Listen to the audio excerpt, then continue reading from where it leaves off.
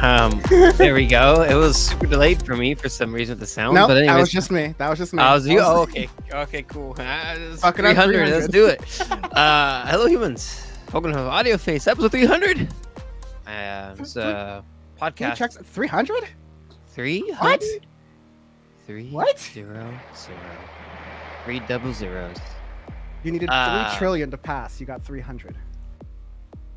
I mean, Andre 300. Anyways, I really want to say relevant podcast is still my favorite thing. Probably music culture mostly matters.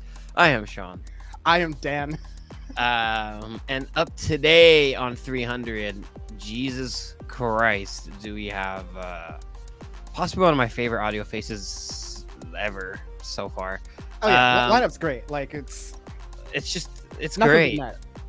We're gonna go. Let's go into the music first. We have 3 records. Oh yeah, go ahead. I'm just teeing it up, teasing them. Yes, you know, of course. Exactly. We got "Might Delete Later" by J. Cole. More on that later. We got "Only God Was Above Us" by Vampire Weekend, and we got "Ethane" by GloRilla. 3 very different records. And we got some responses from J. Cole to Kendrick that I can't wait to get into. So we also have the state of the music industry, which is also one of my favorite conversations that we have every year. We go over all the categories, our opinions, what we hit on last year, what we got right, what we got wrong, what we think it is now throughout the year, our predictions and everything. And yeah, I really like going into that conversation a lot and seeing what we agree on, what we disagree on. I agree. And yeah. We have one news story that I just added because I realized that episode 300 is, of course, our attempt to make an episode so offensive. I forgot about that one. Yeah. So worth adding here. And, you know, as the saga continues with Diddy and everything that's going on. Diddy. We found that Diddy's house was raided conveniently after Diddy was like, I'm gonna make like a train, get the fuck out of here when it came to being he in hopped the United to States. Van Nuys Airport, KVNY, baby. KVNY, Los Angeles. And then flew to the Bahamas. And is he chilling with FTX or what? Not soon enough, it seems like. But we will be one thing to bring up here, the live local late breaking news. I mean, this broke earlier this week, but Diddy's son is now facing accusations of his own. What did Cat Williams say? That's it's like that's that virgin hole I was telling you about, because Diddy wants to party and you got to tell him no. No. Even Kanye kept his kids away from him. Like that's telling you something. Yeah, SpongeBob. Wow. SpongeBob and Kanye West, 2 very similar figures, especially considering their affiliations to Nazi Germany. Even Kanye always kept his kids safer than that. I'm a bikini bottom truther. I hope you know that, Sean. I don't even know what you're talking about. So I'm just gonna step around that landmine right there, sir. Literally nothing. Literally nothing. But as you're going through here, he's been accused of assaulting a woman on a yacht during a family holiday in Saint Martin in 2022. Family holiday? This is admitted in the civil court. It's the latest in a string of serious sexual assault allegations against the entire family. And she believes that some of the drinks that were served for her and other women on board were drugged because she saw people falling over themselves, panicking and passing out. Jesus Christ. Now, DM Evans and Associates Legal Corner here, aka how much legal trouble can I get us into episode 300? I have express knowledge of what happened with Sean Combs and Diddy on that thing. And let me tell you that no, I'm just kidding. Most likely again, I have no direct knowledge of any of this, but what we do have here is a strong pattern of behavior, and we've seen this a number of times on Audio Phase. There's a whole summer where this was happening in different genres of music. It was happening in the movie industry. It's happened in a bunch of different places where sometimes you have allegations and then the claims don't really go all the way through because it's just like one person or two person. But a lot of times, too many times, unfortunately, you have a pattern of behavior where multiple people, often women, are describing the same behavior done towards them, often Right. men. And it's a pattern at that point and everything. And it, especially after everything that's already gone out with FBI raiding Diddy's home and everything else, it's shown that, man, there's a lot to this. Yeah, seriously. So we will keep looking into that. That is going to be an ongoing story. Fun for the whole family. Legal fun for the whole family. Absolutely. Using Diddy's lawyers. That's a close, that's what we call a close one right there. But of course, what we really want to get into is some good, clean, wholesome, all American fun.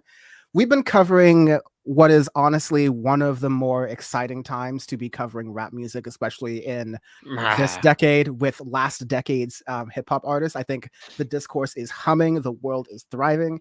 Dogs and cats living together, mass hysteria, and not to tease our state of music conversation later, but definitely the genre needs it. Absolutely. Let's just get into it with what we're all here for, folks. It's Rap Beef. Rap beef, nigga! Punk ass, Jerry nigga, do big niggas. Stomp them in the nuts, I'ma stomp them in the nuts. Stomp them in the nuts, I'ma stomp them in the nuts.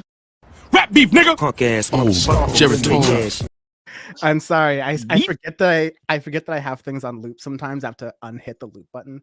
But yeah, this time we're doing just like a straight up review, I guess is the best way to start with this. So yeah, Sean, you want to kick off this album? Yeah, Might Delete Later by J. Cole. 12 songs, 43 minutes long. Jermaine Cole. Surprise drop. Like, just boom. All right, here we go. Here's Might Delete Later. It's an album. Let's remember, like, we didn't really know what was gonna happen. Yeah, right. Kendrick had released, to give some backstory. Kendrick had dropped Like That from Future and Metro Boomin's We Don't Trust You record, which apparently is getting a second, like a part 2, with what Metro Boomin describes as not a deluxe, a part 2 coming very shortly, supposedly next week. But I've been in this business too long to trust any rapper when it comes to a release date. Not even any rapper, just even anybody. A rapper. Anyone with a release date. Anybody who drops a release date will push that shit back. Yeah, so double albums are bad for fans. I mean, Metro Boomin was listening to Audio Face and to Matty Healy's own detriment. So he just said, it ain't a double album, it's a part 2. We got lawyered by Metro Boomin. If you think this happened a couple, Foles lawyered us a little bit too. This has happened a couple different times. Well, Foles took like almost a year to drop it. So Metro's like a couple weeks, but he's like, it's not deluxe. It's I thought everything we said was like a spring fall type thing, if I remember correctly, but neither here nor there.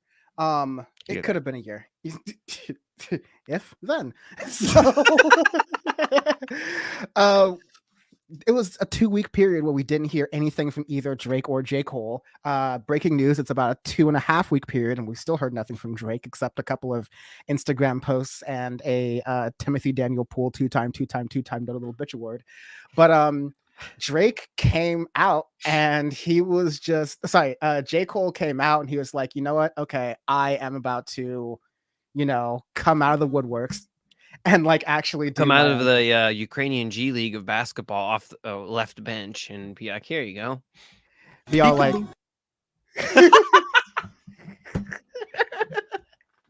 here's J. Cole. That's good. That caught me off guard. That's a good one. Got a couple surprises here. He's got a couple little surprises throughout the show, just making it interesting. So I unfortunately have to get to the last song on the album, which We is have not to. how we usually do this. It's 7-minute drill, notably 3.5 minutes long. Um, and let's be honest, I've gone through the entire record. I'll talk about, the quality of the record or lack thereof. We'll see where we fall in that later. But the whole record is filled with Kendrick Lamar disses. Like, let's be clear Yeah. here. And there's a lot of stuff that people have gotten wrong about 7-minute drill. I've seen people comment online going, wow, J. Cole went in for 7 minutes. There's no way Kendrick's coming back from this. And it's like, wow, tell me you didn't listen to the song without telling me.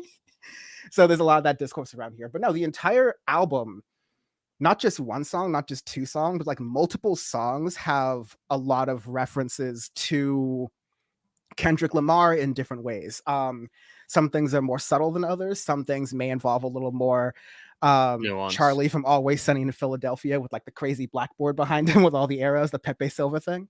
But 7-minute drill is the most direct one. Is the the one where straight diss track, pretty much. Yeah, it's the one where he's speaking to Kendrick directly. Kendrick saying, there's no big three, it's just big me. All Drake and J. Cole and every other rapper who tries to be like him is, to paraphrase, a bum. And end quote. And J. Cole's response, like the most, minute version here. I'll go through some of the lyrics, not all of them, but the main point is that J. Cole believes he's number one, which he's allowed to believe given the career he's had, given the stats that rappers like to do. People can agree or disagree with it. I think that's a great part of the discourse. But he says about Kendrick's discography that because he doesn't release as often, because he doesn't release as often, because his work isn't as prolific. Of course, J. Cole's talking about Kendrick Lamar here.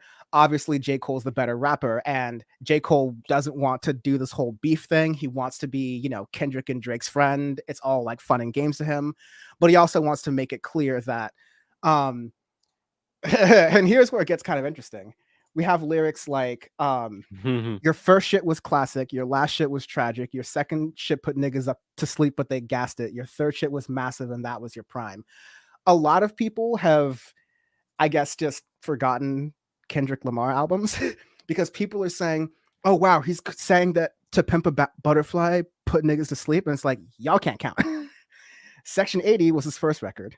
Yeah. Good Kid, Mad City was his second record. So he's saying Good Kid, Mad City put niggas to sleep, which is wrong. Which is just, all right.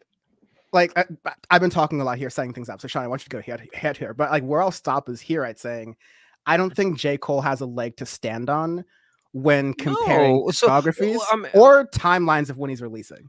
Okay, well, compare discographies, right? Like, they are in different fucking area codes, right? They're different universes, right? Where you had what's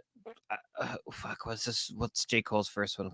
Cold World or something like that. You had Forest Hills Drive and stuff, and Revenge of the Dreamers, KOD. You had some decent records here or there, but the thing was like the off season, of course, For Your Eyes Only. To me, like when you got to Revenge of the Dreamers 3 off season a couple of years ago, like they were okay, but they weren't anything fantastic. And the thing too, they felt super flat, and they aren't like genre bending and genre forward records compared to Kendrick's, which pretty much all of Kendrick's records they don't sound the same at all, especially like To Pimp a Butterfly. I remember when that came out and everybody's like, whoa, because that one was very divisive among rap fans because it was a genre bending record. You had that really cool funk song with Thundercat. I can't think of it off the top of my head, but you had Kendrick really solidifying himself as These Walls. Yeah, These Walls. There you go. Thank you. In addition to Wesley's Theory, but I think most people think about These Walls. Yeah. You have Black of the Berry, which is my favorite on that record. King Kunta, All Right, it's just All Right became like the protest. All Right became a song that people were protesting at, like police brutality protest for years. They wasn't doing that with J. Cole, and they wasn't doing that with Drake. Exactly, and the thing is you're trying to. So Kendrick goes up and just very cleverly disses you on one random snippet, basically, of a Future and Metro Boomin collaborative record that isn't even his own record, right? It's a feature. And he comes on there and just fucking lays it out, just says, "Hey, I am the king. I am the fucking one." And J. Cole comes over and goes, Here's "Okay, my best Anthony Fantano impression. exactly." Literally goes, "All right, let me just do a quick little Your serving first of shit was like a Harry's light Way 8, your beans." second shit was like a soft 3, your third was like And it's just it's such a lame diss. And the thing too is it's objectively wrong based on the way that you're saying the records are. All of his records might be divisive, and that might not be for everybody, but they're certified good albums, good records. And the way Kendrick has always like changed his direction and changed himself as an artist and stuff is prevalent in all of his work. It might take longer, but that's okay. We don't want you to release, literally in the words of J. Cole, when your 30 song album do measly 100,000, right? Like he's going at goes back to 2018 with KOD when he goes off on SoundCloud rappers and all this, and then goes over to Lil Pump, does a stupid little like one-on-one thing and goes back up against his entire album. And then he does it again right now where he's dissing Kendrick and stuff and saying, "Hey, like you need to release more often, this or that." But it's like, but you literally said that on your last record, the off season, that you were dissing rappers for having long ass records and they weren't doing well because they were released all the time. So it's like you keep going back on what you preach all the fucking time. So it's like you're just being a bitch at this point. Also, you're there's trying not to a play good G League stance on it. basketball, and it's like you're such a bitch for that. Like I can't take you fucking seriously when your knees are like, Doc, it's over. It's fucking over. Hang him up. You just want to be a basketball player, and you're not. You just gotta Both say Drake no. and J. Cole want to play more basketball than like God wants them to. Like, Absolutely, they do it, and it's hilarious because they're fucking losers. Like, I mean, like dude. it's fine. Like you don't have to be great at basketball to be great at rap, but I think there's an element of pretend that and performance. I think all three of these rappers are engaged in. For Um, sure. when I'm thinking about discography, I think Kendrick and when we're looking at specs, right? Like how many albums, how long the albums were, how spaced out they were. I think Kendrick and J. Cole are like pretty comparable, like a pretty comparable thing. I would point out that Revenge of the Dreamers are compilation records, and so they're not really J. Cole projects. Kendrick hasn't done all those many collaborative records. That being said, there was also the Black Panther soundtrack, Black which I think Panther speaks soundtrack. for itself. It also kind of Which speaks is for just itself. also again showing that even when he does a soundtrack for it, it's like certified. Everybody fucking loves it. I mean, I'm willing to grant that like when you're gonna make a soundtrack for a Marvel movie, yeah, that's gonna beat any sort of other collaborative project in rap because now it's like a movie project in the sound. But I mean, For you have Disney. one of my favorite certified trap classics of Keen's Dead on that. Like Another future Kendrick Lamar banger. And so I the diss is here when I'm looking at the rap beef, I'm looking at the diss right here. When he talks about okay, he doesn't need the support of white people because Kendrick got the Pulitzer Prize and he won the Grammys, which is fine. But to say like J. Cole's career is not propped up by like white kids from suburbia is like a joke. it's literally it Yeah, absolutely is. Yeah, I've had white kids from the Valley try to like put me on a J. Cole songs. I'm like, okay. I've been here. I've been here for this for Childish Gambino and Chance the Rapper. Like, we're done here. I know where this is going here. So I think that J. Cole. I will compliment him on this. I don't think it's apples to apples because Kendrick had one verse in one diss, and that was like the starting gun. And J. Cole responded by probably taking some songs he was sitting on and editing some verses so the album was full of sneak disses and then devoting an entire 3.5 minutes to unloading on the situation. That being said, I think J. Cole raps really well. And why I'm happy about this rap beef in general is that like the words that J. Cole is picking, with a couple of strong exceptions, are really good. The wordplay is very strong. I think J. Cole's like really putting effort in here. I don't think he's phoning in this record at He's all. not funny. He's like it's not really funny. He's really trying to demonstrate why he considers himself to be the best. I think he loses some of the versatility from his previous records by trying to act all hard this entire record here as we start to talk about the rest of it here. But I think that what makes rap beef positive is that you actually get rappers to not rest on their laurels, to not phone, beats in, to not like, phone beats and raps in, to actually, oh Right. no, I have to put pen to paper here. In Drake's case, hire my finest ghostwriters and make sure that every single part of this, like T's crossed, I's dotted, sounds good and makes sense and has double entendres and meanings. What he didn't have to do, just two things. Like I'll start by going into the other parts of the album here, but like what he didn't have to do, um, there's some sneak disses in here that I thought were like really clever. Back in, if I can get up right here, there was one song with there was one song on Might Delete Later, HYB with Boston Central C, where he says something along the lines of like, I don't rock Giuseppe jeans that looks broke, which is a direct diss to the line in Hillbillies about where Kendrick says we rock Giuseppe jeans, we don't like the normal things with Baby Keem. So like that's clever. That's clever. There's a ton of clever stuff just like hidden throughout here. And which is good because it shows that he's not floating in, he's actually trying.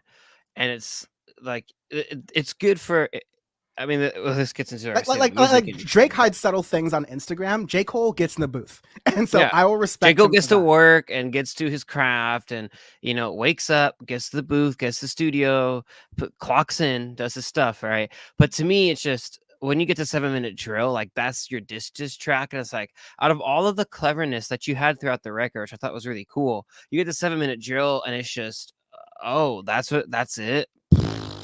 And like, because a lot of people are gonna listen to 7 Minute Drill the most as the response song exactly. and not dig into the other stuff. That's gonna be a problem. Another thing I have to mention about 7 Minute Drill, this album has some really great production on it, and then you pick like the most Fisher Price beat possible for the like HYB. I think sounds good. Sticks and Stones in the middle, I think sounds really good. It's Crocodile Tears. Like the production on some of these tracks, I think are fantastic. That's one thing that I do like from J. Cole. But yeah, 7 Minute Drill sounds awful. Like it doesn't fit in the record in that way. The way the beat sounds, the beat sounds phoned in. The production doesn't sound great, and the lyrics aren't that great. And for that to be the one that everybody's going to remember for Might Delete Later, like that's where you're losing the rap beef, dog. Because if Kendrick puts out anything, he could literally just be asleep like this, and just phone in the song like that, and he'll beat it. Just that's how it is. He can just wake up to the bomb o'clock. He doesn't have to do anything. He could just release a soundbite, 2-second soundbite, just bam, and that's it. There's so much like smart stuff here. I think the intro, Pricey with Ari Lennox and Gucci Mane, a little bit overproduced actually, but works out pretty well for the record. The goose is loose, baby. When is Woptober coming? The Future and Kendrick, Drake and Future have worked closely together, but of course Future and Kendrick have worked closely together, and Metro and Drake have worked closely together. So having that relationship apparently is strained as hell. Metro says I ain't working with him no more. So there was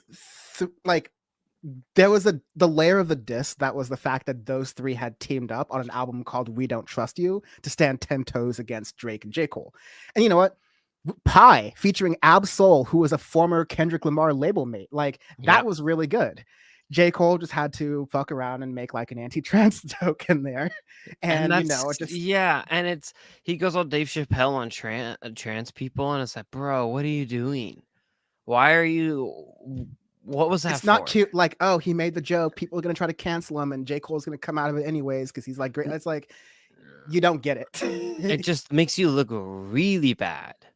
Especially, I think this is one of the stretchier parts of like people trying to interpret what the rap beefs mean.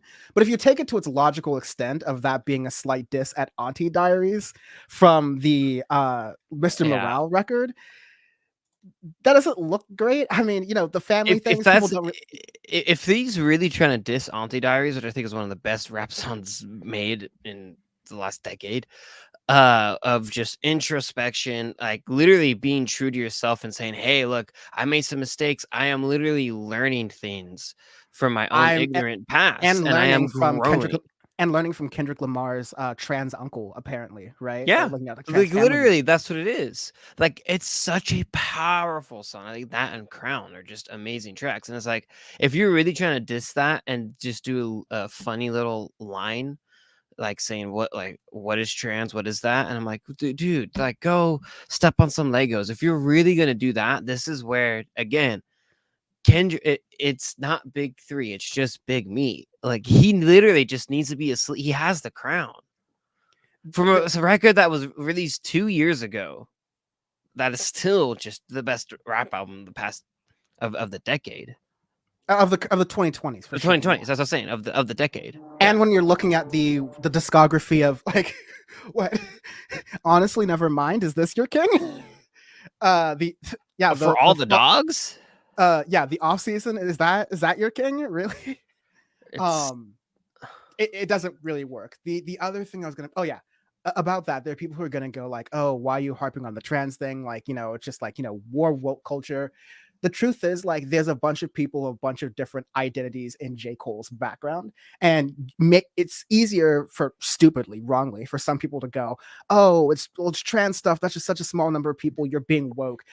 If J. Cole was like trying to diss like Bad Bunny and he had some like throwaway lyric about pungent day laborers, then people would have an entirely different conversation about what's going on. Just if those are if you're gonna come after us for that, be like, oh, it's just woke bullshit. Listen to Auntie Diaries. That's it. Just listen to that song.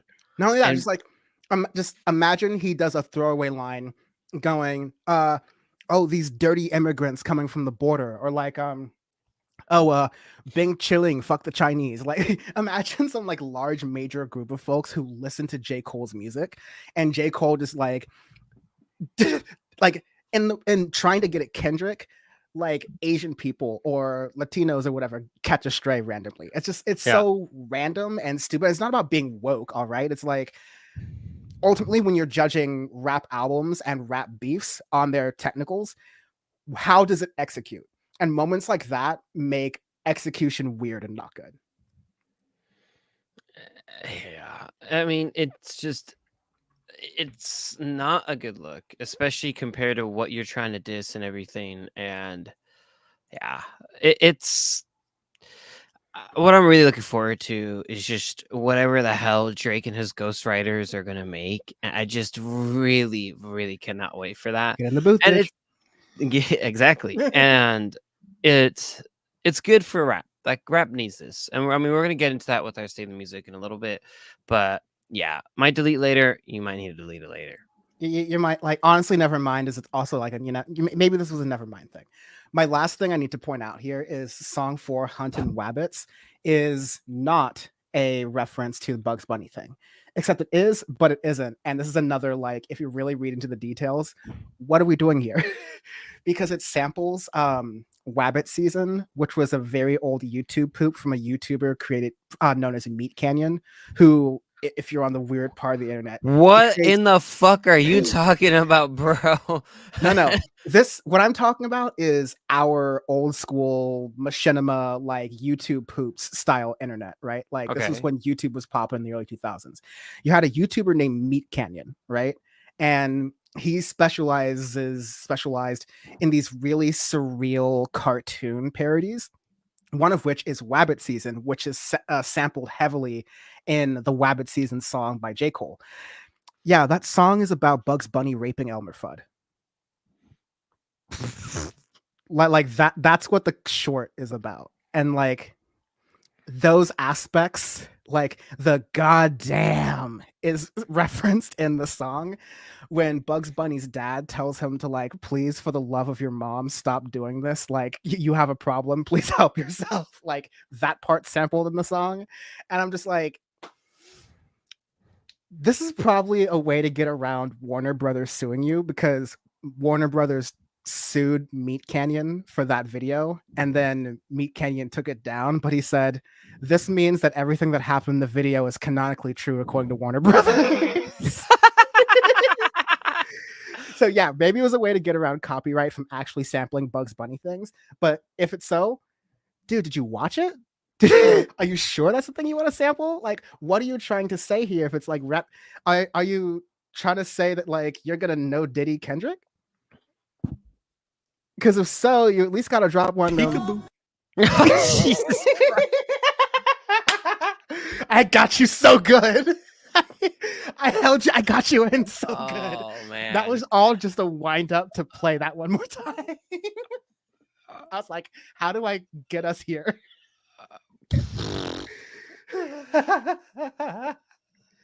man. Happy 300. Some yeah. All right. So you know what? That's great. Drake, like J. Cole, I keep Freudian slip.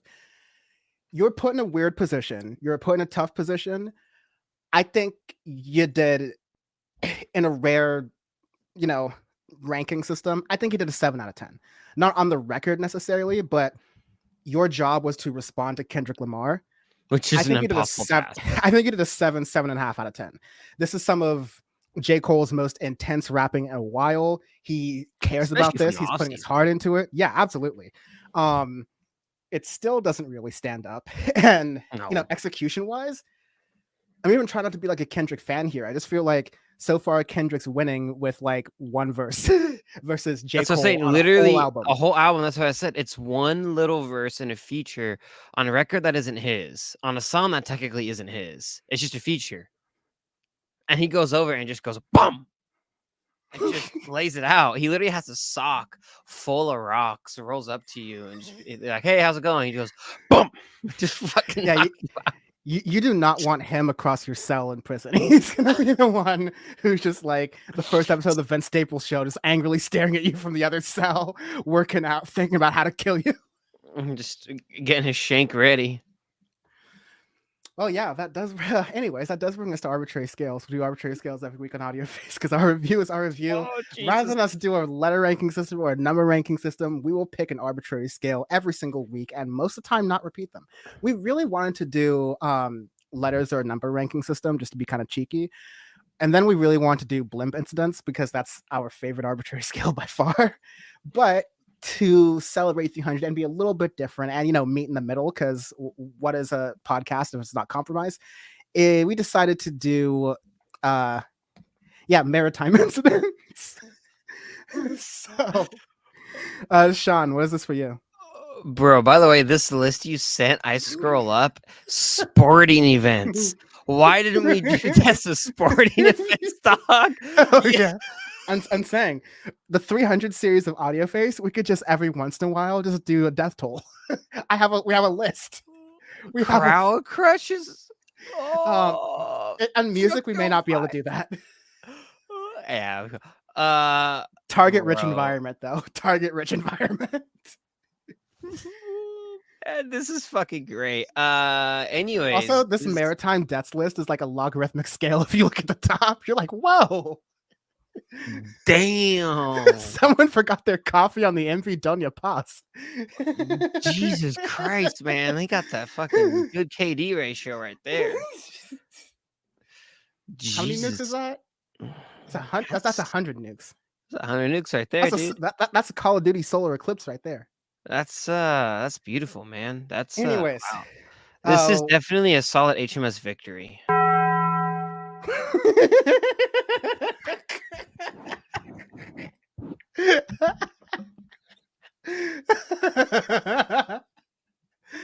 The HMS Victory took 900 lives in 1744. Jesus Christ. Oh, man. I think we're gonna get mileage out of that sound effect, actually. Yeah. I also love in typical Audio Face fashion. Yes, we're using that to correspond to deaths, but in the soundboard, that's literally Taco Bell.mp3. That's what I say. That sounds exactly like you get a Taco Bell. Like I said, versatility. This is going to be the HMS St. George from the 1811s. You know, it's like not great. Could have been much worse. We could have had a much worse stats. So for all of those Great Danes and who died right before Christmas, huh? Too much fart to Pete, I guess. Karma. So... Oh Lord Jesus. Next album. All right, next album of the day, serving up Gary's Vaping. We got "Only God Was Above Us" by Vampire Weekend. 10 songs long, 47 minutes long. If you say Vampire Weekend 3 times fast, your rent goes up. There's a joke in New York about like Vampire Weekend's like the official song of every white person in Brooklyn who has made rent go up in the past 20 years. Because it really was like that's a big scene for like Williamsburg and Bushwick. And now similarly, like all of those people have grown up and through their jobs at, Northrop blow up Arabs, like they have been able to be or able all to the afford different consulting firms, Dalton Capital. Kill more capital. Like because of all of those places, they can relax to their Vampire Weekend and their $5,000 a month lofts. But yeah, Vampire Weekend. Well, Vampire Weekend is in. Talk about a band that takes a long time between projects, right? The last record they had was "Father of the Bride" back in 2019 that we reviewed, and before that was Modern Vampires of the City in 2013. So they take a long time between records. And Father of the Bride was an interesting record. I remember that when we reviewed it. I ended up enjoying it, but it was definitely a pivot from their older sound, which I like. And with this record, you get even more of a pivot from kind of their or like more of an evolution of their sound, I guess is how I would word it. For a band who's been around for a long time and is really prevalent in the indie scene in the mid late 2000s and really, has a very distinctive sound. It's good to hear them still be able to stay true to themselves as artists, but not just make a throwback record of, oh, let's make 2000s sounds, right? Like some records and some artists, older artists and stuff that we've gotten have done that. And I'm not a big fan of like a throwback sound and stuff necessarily. Maybe if it's sprinkled in here or there, but I like to try to spice it up and modernize it or do something different, as we always fucking say here. And Only God Was Above Us it's an interesting record. I ended up really enjoying it. It took me a couple listens to get into it, just because I feel like there's a lot here. I feel, especially in the middle and end of the record, because these songs are long, right? Like in the middle, you have Surfer, which is 5:47. You have the last track, Hope, which is 7:57. 7:57, also known as the Boeing pencil, by the way. They're this little skinny little fucker plane. So, fly DC jets. They don't fly DC jets. Yeah, you don't, because that noise you made with your mouth expelling air is exactly what the planes make if they land. Pretty much. If you've heard of it, if it's Boeing ain't going, you should go look up DC jets. For all you Gen Zs and millennials out there that don't know about it, go look it up, baby. Arbitrary scale DC jet incidents. Arbitrary scale DC 10 incidents. Dude, there's enough for an arbitrary scale. There's straight up enough for a scale. Okay, so there have been, let's see, 55 incidents. They killed the fucking Concorde, bro. We do roughly 3 per episode. Like, no, that's a much like blimp accidents. We got mileage out of that. You can get mileage on DC-10s. My favorite is like the Concorde that crashed in 2003 was the result of a piece of a DC-10 that broke off. Killed the fly DC jets killed my favorite plane. It's great. We're not making like this anymore. We were so close to having a Spirit Airlines Concorde. Oh, dude, think of a piss yellow Concorde. Just like for the fuck of it, doing flights from like Burbank to Vegas. Vegas in 10 minutes. Literally making everyone in Barstow's ears bleed. The Mojave set it on fire real quick. Yeah. Okay. I'll say this about Vampire Weekend. They've reinvented themselves ever since, myself and some Honda employee and most other people heard of Vampire Weekend in 2010 with their album Contra. I think they had a song that like it was one of those like car commercial songs that everyone really loved. Oh, yeah. And then their subsequent albums after that, like Modern Vampires of the City, Father of the Bride, have all been reinventions of their own sound. And I don't know, like they're very on the nose of it. I mean, Vampire Weekend in 2019 had a song called Unbearably White. This one has Prep School Gangsters and Gen X Tots. Like they're very on the nose for millennials, by the way. Not and they're very self-aware. Yeah, in that and way, they're which is kind of rare for artists, honestly. Yeah, sometimes. And they're in their 40s at this point, so this is like also an introspective part of their life where yes, they've gone from being the cool artsy hipsters who are going into basements and warehouses in Brooklyn to those who have made it so all of those places are torn down and then there are places like Equinoxes and Whole Foods markets. So are they the problem? Maybe. Basically, they've been reinventing themselves in the exact same way, in my opinion, every single time, which is why it's been harder for me to get into them and like really like them. I appreciate them to some extent, but this was another record where, like you said, the first half of it, or not like you alluded to, but for me, the first half of it almost put me to sleep. The second half of it was redeeming. I think this is a very bottom. I think from the first 4 songs, like I don't mind them. It's a Pixar mom ass of a Vampire Weekend record. It really, literally, it is absolutely. It's got a badonkadonk. Because where to me it gets fucking juicy is in that badonkadonk Pixar going, is the Surfer. Like yes, that's my favorite.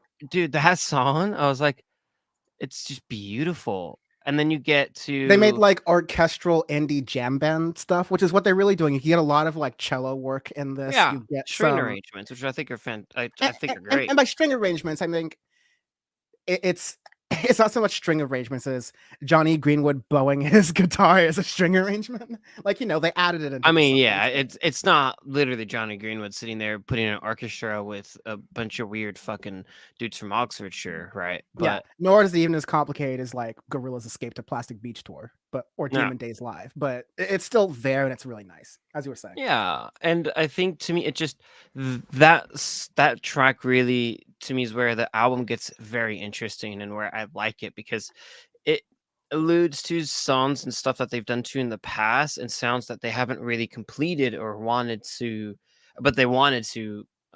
complete that sound on this record. You get to Gen X Cops, hilarious title as well, and then Mary Boone, which is probably my favorite on this record. Actually, I really like that track, and to me, like how they reinvent themselves is they stay within their genre, but they still try to push it forward, right? Especially in a genre that is kind of on a crossroads, I'd like to say, which I'll get into more later. But it's a beautiful alternative record. And for a band that has been around for so long, right? It doesn't sound like the early stuff at all, but it's still, you can hear it and still be like, oh, that's Vampire Weekend. But it's not old head music, right? It's not, you listen to it, be like, oh, it's whatever. It's like, oh, there's actually some substance to this, right? I think Phoenix are a really good example as well of older indie alternative groups who can still make the darn thing. But yeah, it's gonna take me a long time to really digest everything with this record. But so far, I've enjoyed it and pleasantly surprised.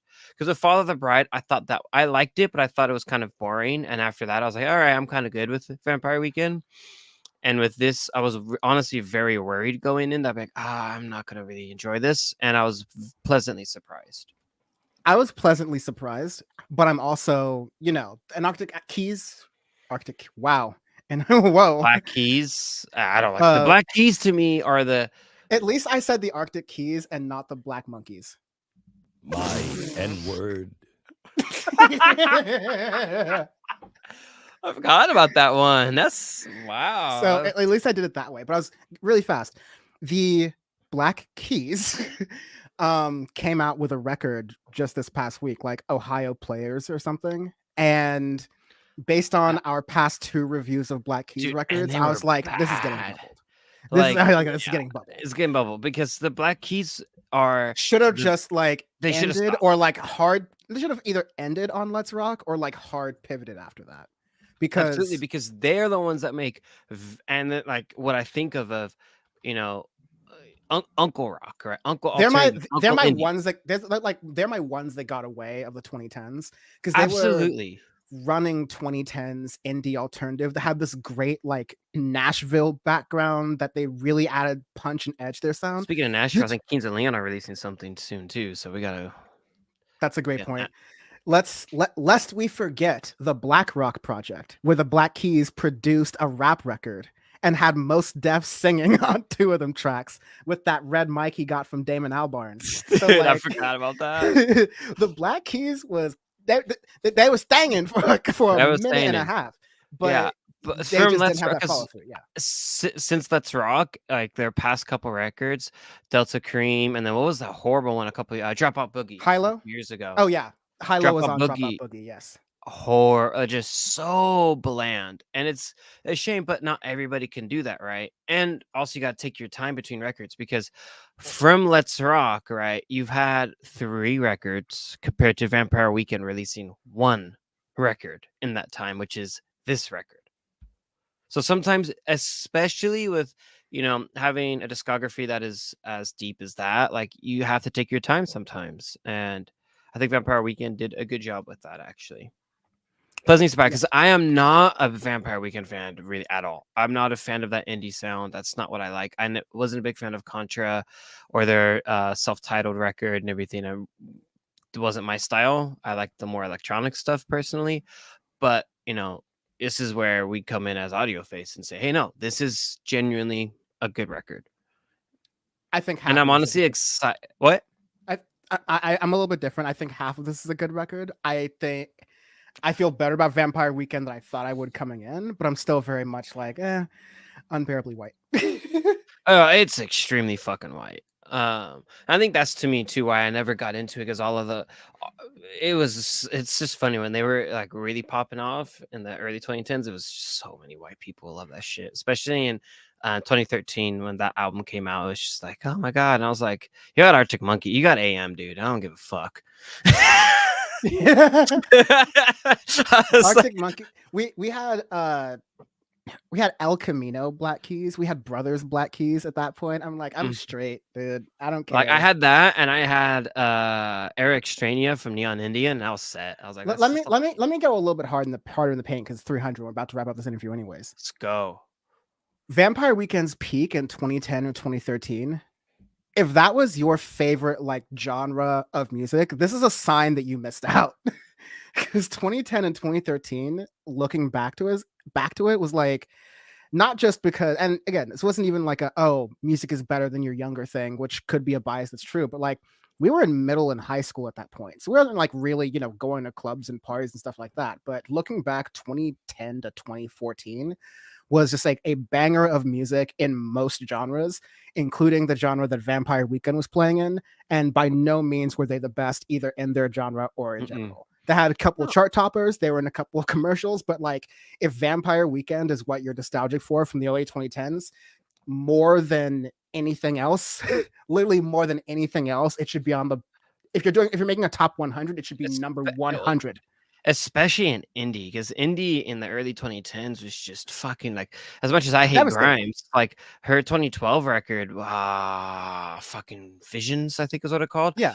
Fantastic, right? You had Tori Ma blossom out of there with like my favorite Tori Ma track, New Beat in 2011. You had Neon Indie. You had all like just so much out that if that is your god, is this your king? Is this your king? Exactly. Like that's kind of rough.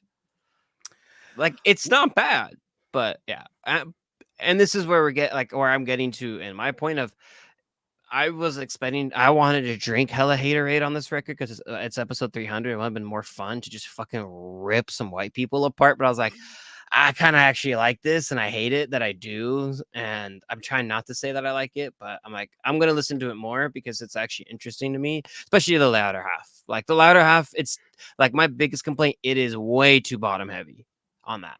Like the Yeah. bottom half is good. If it was as good as the bottom half, if the top half was as good as the bottom half, holy shit, this record actually would be phenomenal. But Or even if they like hard flip them and the latter half was like a sleepy sort of like going to the end thing, probably would have talked about that, but I think it would have been better than it like would have been better. I would have been better. starting with your crowd pleasers. And I'm sorry, your crowd thinks saltine crackers are too spicy.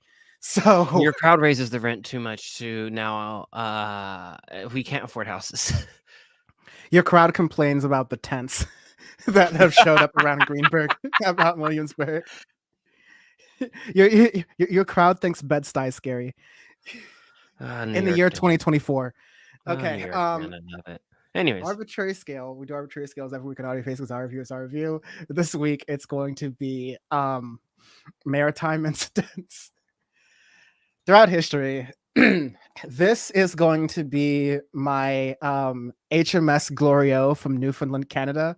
It was a 2-day crash, but 600 deaths. So, not really that crash. Yeah, so it was a 2-day banger. So maybe a little bit in the evening, a little bit in the morning. Either way. To the fine folks of the HMS Glorio in Newfoundland. I'm gonna pull the most 300 audio face ever right now. All right. This is what is it in England the day after Christmas? Is it Boxing Day or some shit, right? Okay. So Boxing Day 2004, a train got swallowed up by the tsunami in Sri Lanka. So I'm counting that, motherfuckers. It got swallowed up by the sea. I guess it's a maritime incident if it's swallowed up by the sea. So exactly. I just where was that? Where's that again? That's rail. So that Sri Lanka, baby. Oh yeah, so that tsunami, the Boxing Day tsunami, dude, 900 to 1700 plus a tsunami train wreck. It's rough when your train turns into a maritime incident. So yeah, to those in Sri Lanka, yo quiero Taco Bell in your honor. I just saw that because I scrolled down a rail because I was like, oh, what's after maritime? Oh, damn, wait. Rail? They got swallowed by the sea? Well, it's kind of maritime if you think about it. It would not be audio phase if we didn't lawyer at least one part of the arbitrary scale. I have to every fucking time. I have to. All right. Whenever you're ready. All right, last review of the day, serving up Gary's Way Bean. We've got probably my least favorite title because I don't even know how to say it. Airthane. Yeah, I can't do that. Sean, this podcast, over the duration of this podcast, you've learned Spanish. Sean, who is gifted in like the German language and virtually no other language, including English, is able to learn Spanish partially through this podcast. Partially through your significant other and partially through this podcast. So you know what? I think everything is possible. I think for the next 300 episodes, Sean's going to learn Ebonics. Yeah, this album. Well, it's this her second album or something, right? For GloRilla, I think. Kind of. Yeah. There's like mixtapes and stuff, other things. Because I heard a little bit about her last year. I remember that. And where I really heard her now was Wannabe with Meg Thee Stallion, which is on this record. More on that in a second. One of the up and coming female rappers. Because we've never done anything with. I don't think we've done anything with her. I don't think we've done anything with GloRilla. At least anything where like she is the only one there. I think we've talked about maybe a song from an EP here or there. Or maybe she's featured on something. But I've been, to slightly tease the State of Music 2024 conversation, I've been looking a lot more at like what the female rappers have to offer. And, oftentimes like the male rappers, if I take my first look, I am disappointed and contemplating breaking TOS with myself. And then there are other times where I dig a little bit deeper. Not so bad TOS, but the kind of TOS where you're digging deeper with yourself. But as I dug deeper into the genre, you start to, and even some of the artists that are at the top, you start to see, oh, okay, I see, I pick what they're throwing down. And I think I look back and I think of a lot of complaints about the trap era of the 2010s is that it was definitely something that was very male dominated, and Absolutely. Yeah. continues to be just like, look at the artists, look at the lyrics and the subject matter, the misogyny. That was my biggest complaint with Without Warning, was the amount of misogyny that was in that record, even though now it's like certified hood classic. But I just love the idea of Sean, who, like, I'm not saying you're wrong or you're fronting or anything, but I love the idea of Sean who's like playing Without Warning while saying ungodly things during battlefield moments, going like, but the misogyny in this record is just a really, really. When he says that my chopper hates niggas, I can get behind it. Like, when he's saying all that, when Future's saying all that, cut her middle finger zone 6. Yeah, no, I just love that idea being the part. But like, no, that's a thing. And you would see it like, I know a lot of women at trap shows, they're down for it, but a lot of women would just tolerate it. Yeah. Turn around, you see Cardi B, Meg the Stallion, Sexy Red, for better or worse, GloRilla, Ice Spice, Latto. There's a long list of folks. I mean, you even go down from the mainstream, you have like No Name, Arlo Parks, Little Sims. There's a really flourishing female. Yes, of course. There's a really flourishing female rap space going on right now, where you have talent, you have lyricism, you have bravado, you even get a little bit of like proper rap beef. The kind of stuff that, like, until recently you were not getting from the male side of things. Is this record some like, high level, speech to all that stuff? Not really. I compare it to rap record. It's okay. No, I compare it to Something for the Hotties, that Meg the Stallion like mixtape that came out, where she was like, I don't know whether I think she was getting ready to release one of her albums, and this was after Sugar had come out. And she was like, okay, here's some beats I've got with my producer, Lil Juke or whatever. And you got to really demonstrate, okay, Megan Thee Stallion is not just like, okay, hot girl twerk music. She is a really good rapper. She's a really talented rapper. She's good with wordplay. Which you hear on Wannabe for that track in this record. Yeah. Go ahead. I've been talking a lot. But I'm basically saying, like, to level set, that's the kind of record you're getting here. Yeah, I mean, it's nothing that's gonna blow you out of the water or whatever, but it's a decent trap record. I mean, that's just kind of the state that the industry is in, to where, like, to me, the most interesting track on here is Wannabe. I think that's actually pretty good chill. I think All Dare with Moneybag Yo is also decent as well.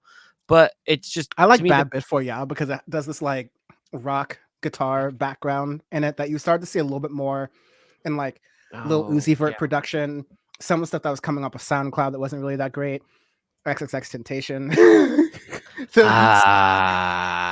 We haven't run that episode in a while. I mean, his little feet going in there. I mean, just on podcast now, you can change the album art for every single episode. So whenever I re-up that one, you know what photo I'm absolutely gonna use? Because there's no censorship for that. There's absolutely no way to censor that. Dude, absolutely no questions asked. Do that. Like, just So I'm gonna release our XXXTentacion episode re-release that for the public, and then I'm also gonna release the Doom episode. The one I'm keeping in the Disney vault is our actual audio face, the proper one we did when we were reacting to it. That was staying in the Disney vault. that one's just for us at this point. That's for your eyes only. Syndicate 23 members will have access to that, and regrettably every other episode of Audio Face. But no, we don't make them like that anymore, because we were literally laughing for 20 minutes straight, replaying the video of someone of XXXTentacion's.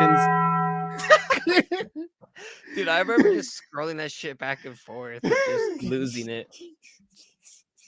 God damn. Okay. Remember when we were all playing that video and like you saw his like spleens getting sprayed across his new car, and all Sean could say Pause it for a second. I was like, pause it. Look at that i8. It's not white anymore. The Acuras just come with the red interior. Next time you may just want to go that way. Oh man. I got that A-spec package. All I know is them boys eating good in prison. Let me tell you that. So someone, someone really. I'm sorry, we're doing this in the GloRilla review, but it's 300, so whatever. Recently there was a photo of his two killers, like in jail, and like how they're doing, and someone was like, "That's how you know X-Temptation wasn't really thugging like that, because if people really, really loved him, Oh, like they would've people really died. loved him, like inside, oh no, done, like absolutely no, no." Like day three, they're just gonna get their throat slit. It's just game over. Yeah, you're just like, oh, what'd you do? Oh, I killed a rapper. What'd you do? Oh, we killed a rapper. Come to the kill rappers part of the gang, like literally, especially in Florida. But yeah, I think you get some really interesting ideas here. I think that GloRilla is good at, mostly what the best thing you can do for rap, both as releases, but also when you're performing live, is just a good vibe and make a fun, good, exciting vibe. And when the male rappers turn up lately, is just about their ability to Leonardo DiCaprio 21-year-olds as 35 or 40-year-old men, them complaining about some culture war issue as though they've been watching the Joe Rogan Experience too much, them talking about copious amounts of drugs and strippers. Here you get a little bit of drugs, a little bit of strippers, just a lot of just like party dancing and fun. And so I think like those elevation of vibes is notable and good for the genre, and GloRilla's not the only person to do that, but I think that's working well in the 2020s. Yeah, I mean, especially for the state that rap is in right now, it's nothing bad. It's nothing great. It's decent. It's fun. Yeah. And sometimes that's what you need. Yeah. So it's happening. With that, let's do arbitrary scale. Arbitrary scales we do every week on Audio Face, because our review is our review. Rather than give you a layer ranking system or a number ranking system, we're just going to tell you how we felt about it ranking system, using a ranking system that we will probably regret the next time we're freshening up our resumes. Sean, this week it is maritime incidents. What do you have? What do you have? This is a list of vessels lost on the Hake Sand on the 24th of December, 1811, because there's not just one. There was 6 ships that went down in a storm. One lost all but 12 over 600 crew. One, only the pilot drowned. Rip. So overall, it was like 700. Did I really just say 700? I'll take it. Yeah.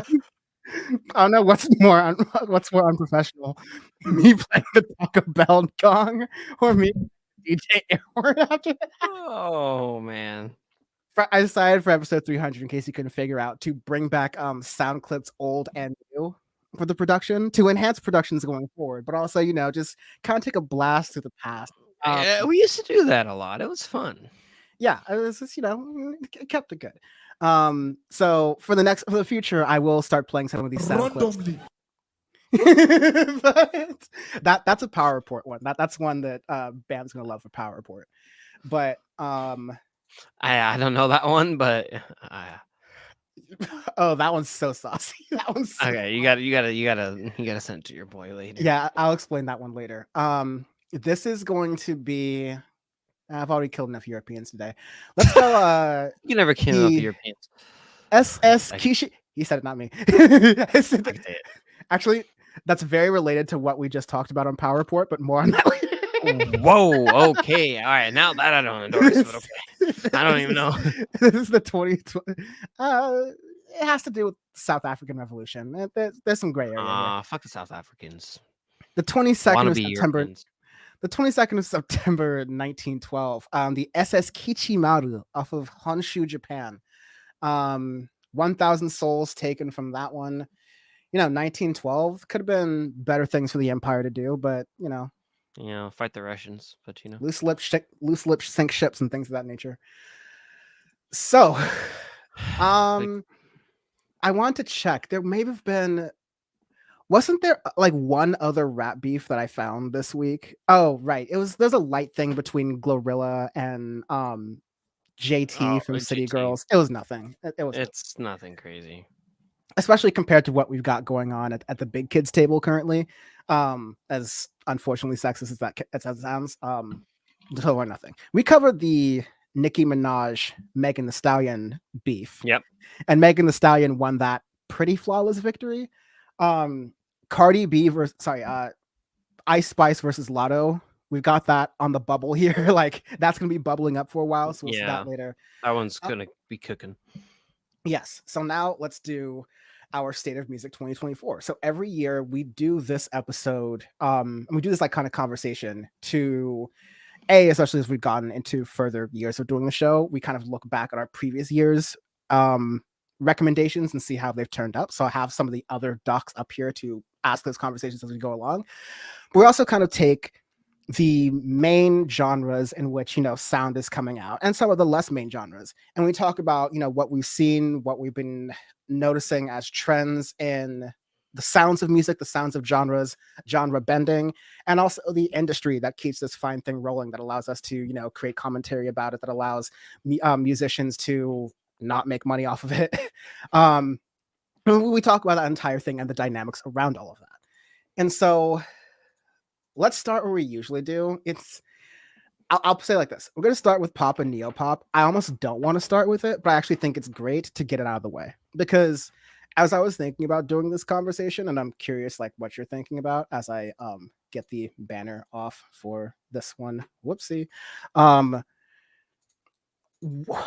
I feel like neo-pop and rap, neo-pop we refer to as R&B, because R&B is a racist genre name with like racist tendencies. And R&B tends to just reflect the popular music that's going on at that time. And popular music now takes things from all genres, a lot of rap, a lot of funk, a lot of soul, lately a lot of electronic, even hyper pop, and some country and Americana and folks. Like it's a little bit of a grab bag of everything. But what does popular and neo popular music sound like in the state of 2024?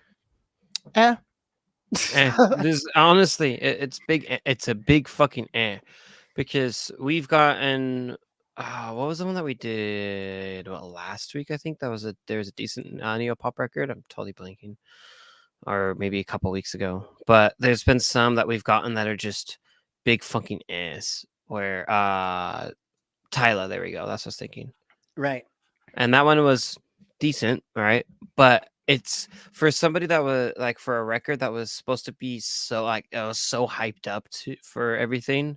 It didn't blow our socks off, right? It wasn't anything that so many people were hyping it up to be and whatnot. And I feel like that's big time the state of neo-pop, where it's okay, but it's nothing that's gonna revolutionize any sound or whatnot, which is kind of disappointing because I feel like there's been years where neo-pop has been very strong, and there have been years where it's been kind of down, so this is kind of more of a down year, I feel like, for the genre.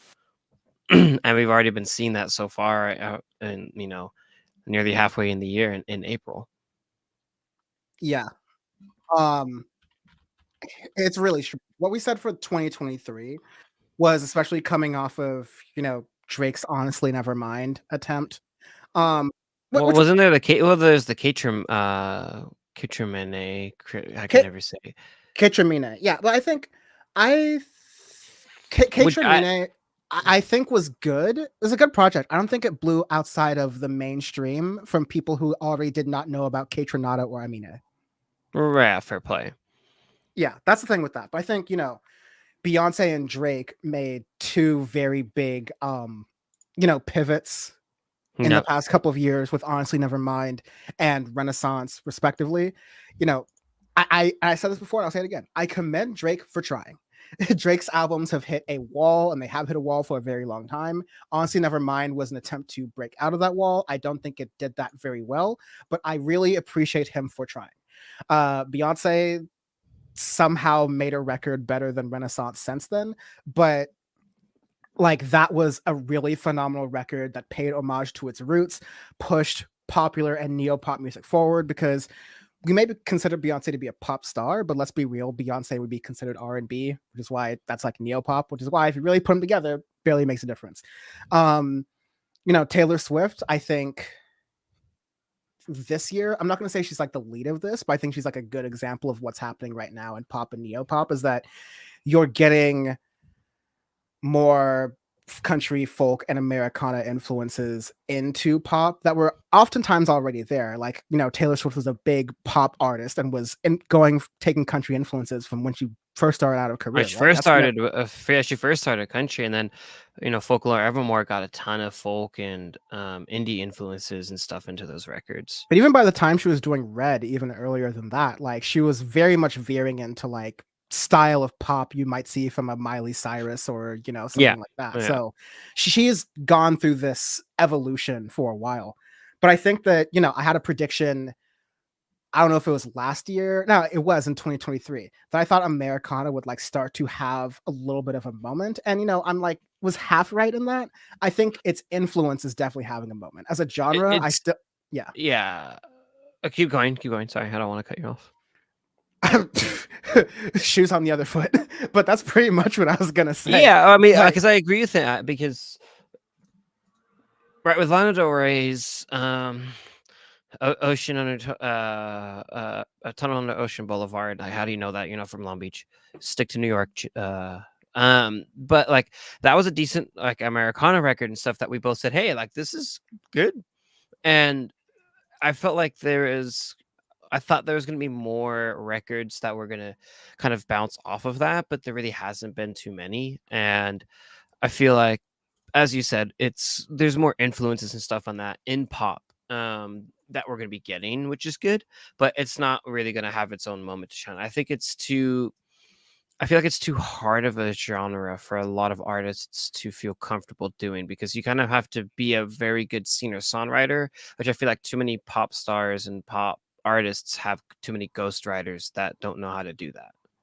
Where if someone's like a true singer-songwriter, or they have like a producer, as much as I hate Jack Antonoff, but Jack Antonoff who knows how to make singer-songwriter records, you need to have that around you to properly make that.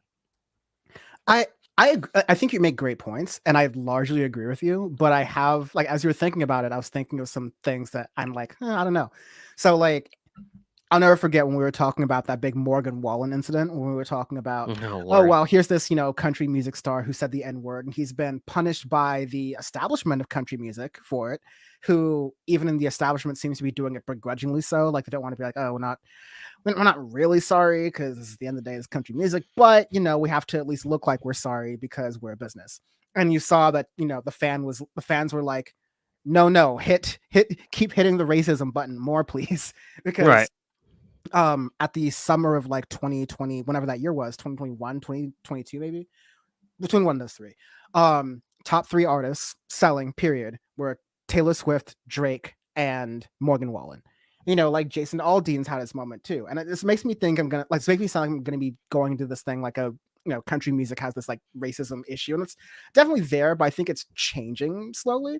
But my point to kind of what you're saying about how you need to do traditional singer-songwriter thing to do really well in country music. I think in country music as a genre, that might still prove out to be true. I think because country is not just evolving on its own, but becoming kind of the DNA and a bunch of different types of music. Lil Nas X did this with rap even, and you've seen a couple of different artists, Lil Yachty a little bit, Post Malone, who has always written this kind of like middle ground between all these things we've been talking about right now of rap and pop and Americana and folk. You're starting to see these artists create what that new sound might be. And let me tell you, even when you dig into some of like the smaller artists, like there's a whole thing going on in Louisiana and Arkansas where you're combining, country music that has heavy trap elements, or country music that doesn't really, but still has influences from, drill or outside of, the general country genre, but still 75% sounds like a country song. Oftentimes not performed by white people, but performed by black folks, performed by Right. Yeah. Latinos. Like, you know, because like especially with Mexico, you've got a lot of cowboy culture there, caballero Yeah, culture there. vaquero style and stuff, right? You have, I mean, mariachi. You have a lot of influences. I mean, Grupo Frontera is one of the biggest ones, and you have a lot of collaborations. I mean, you had the collaboration between them and Bad Bunny and a couple others that have really popped off. So, ton of influences. Yeah. So I have a weird thing in the back of my head about, you know, hashtag no politics, but like what does it look like when the world or like the country is getting slightly more conservative, and then this music that has traditionally been seen with conservatism is becoming the pop thing, but because it's America, everyone is now kind of part of this. I think it's going to be a really interesting time in both music and art and culture and how they combine if the country keeps going the way it's going, because we're going to have a lot more of these conversations about who gets, you know, ownership over these genres, which I think the official audio phase answer is nobody, and that whoever makes, you know, good music with it and executes well can claim quote unquote ownership of the genre as far as like being best or being the most talented. But ultimately music and genre is a expression that we hope that folks feel inspired by, and in the tradition of music continue to iterate upon and create better shit with. Yeah. Interesting, actually, especially with kind of the hashtag no politics, the pivot and stuff towards more conservative sound. But I don't know. It'll be interesting to hear kind of how it is throughout the year with that. So, but anyways, Okay, next yes. one, rap and and trap. This is, I mean, it's we've dying, been man. waiting to do this. It's Rap is dead. It's dead. It's gone. And there's- Brought to you by Taco Bell. Rap is like dead. it's gonna be the things be like when I have kids, they're gonna be like, hey, Dad, how was mid 2010s trap? Just No, I mean, let me. So we did our Rock is Dead thing in 2017, and it was us, but honestly, it was needed. yes, it was dead and it was good because, you know, that's the circle of It came life. back. Death begets life. And we said in 2017, you know, little less the podcast that we were 2017, 2018, we said that Rock is dead. We also said that indie would kind of come around to save it, create new interesting things, and kind of push to the top. And more on that later. I think that's happened in here. So Pretty much has happened. when we say that rap is dead, I mean, that's like hyperbolic, that's clickbaity. I think like you could say a lot about that and still justify that, but we don't mean that like rap is never coming back. This is a 50-year-old genre. So it's like, you know, one of the older, more defined genres, because pop's a chameleon shapeshifter type thing. Rock similarly has been around in a lot of forms for a while, but I think that's a very old genre as well. But yeah, as you become an older genre, you get highs and lows in the period overall, and those lows are never really truly lows. Like there was the big response to rave culture in the 90s where there was like a crackdown on that. So the 90s and the aughts were, for some people, oh wow, the electronic scene really suffered. And for other Mhm. folks who stayed with the underground and were still trying to look for what was interesting and what was new, they look at that as a golden era of the time, right? And electronic, more on that later where that is. But I think similarly right now, if you look at, you know, underneath the surface of what is popular rap music. First of all, let's say, you know, Drake, for all the hate we give him on the show, and the hate he gets in general, he is an incredibly liked musician. He just finished a very, very long arena tour. Anywhere he goes, he packs out stadiums. And there are still a lot of artists in the rap genre who can do this. There's also the fact that a lot of music is, especially live music, where artists are able to make the bulk of their money, are based around festivals. And one of the reasons I listened to a podcast where someone had went to the Rolling Loud 2024 that was in Inglewood at the Forum just a couple of weeks ago, and I just heard that podcast and I was like, oh wow, I have so many thoughts about the state of rap because it just confirms everything I know. Mhm. People even at that festival, for the male rappers, like the main like male like American rappers or whatever, concerts were mid, like kind of boring. mostly it was a place for people to get their shit stolen. Like it was just not a good time. The female rappers were bringing the energy. The, I guess like Latin American, like Spanish speaking, Portuguese speaking, like other rappers like that from Central and South America, they were really popping it at Rolling Loud.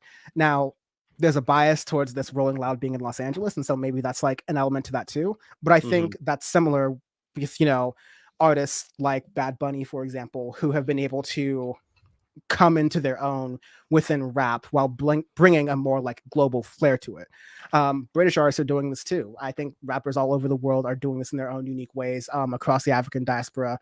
And you're getting interesting stuff. It's just not coming from, your New Yorks, your LAs, your Atlantas, like you're traditionally used to in rap.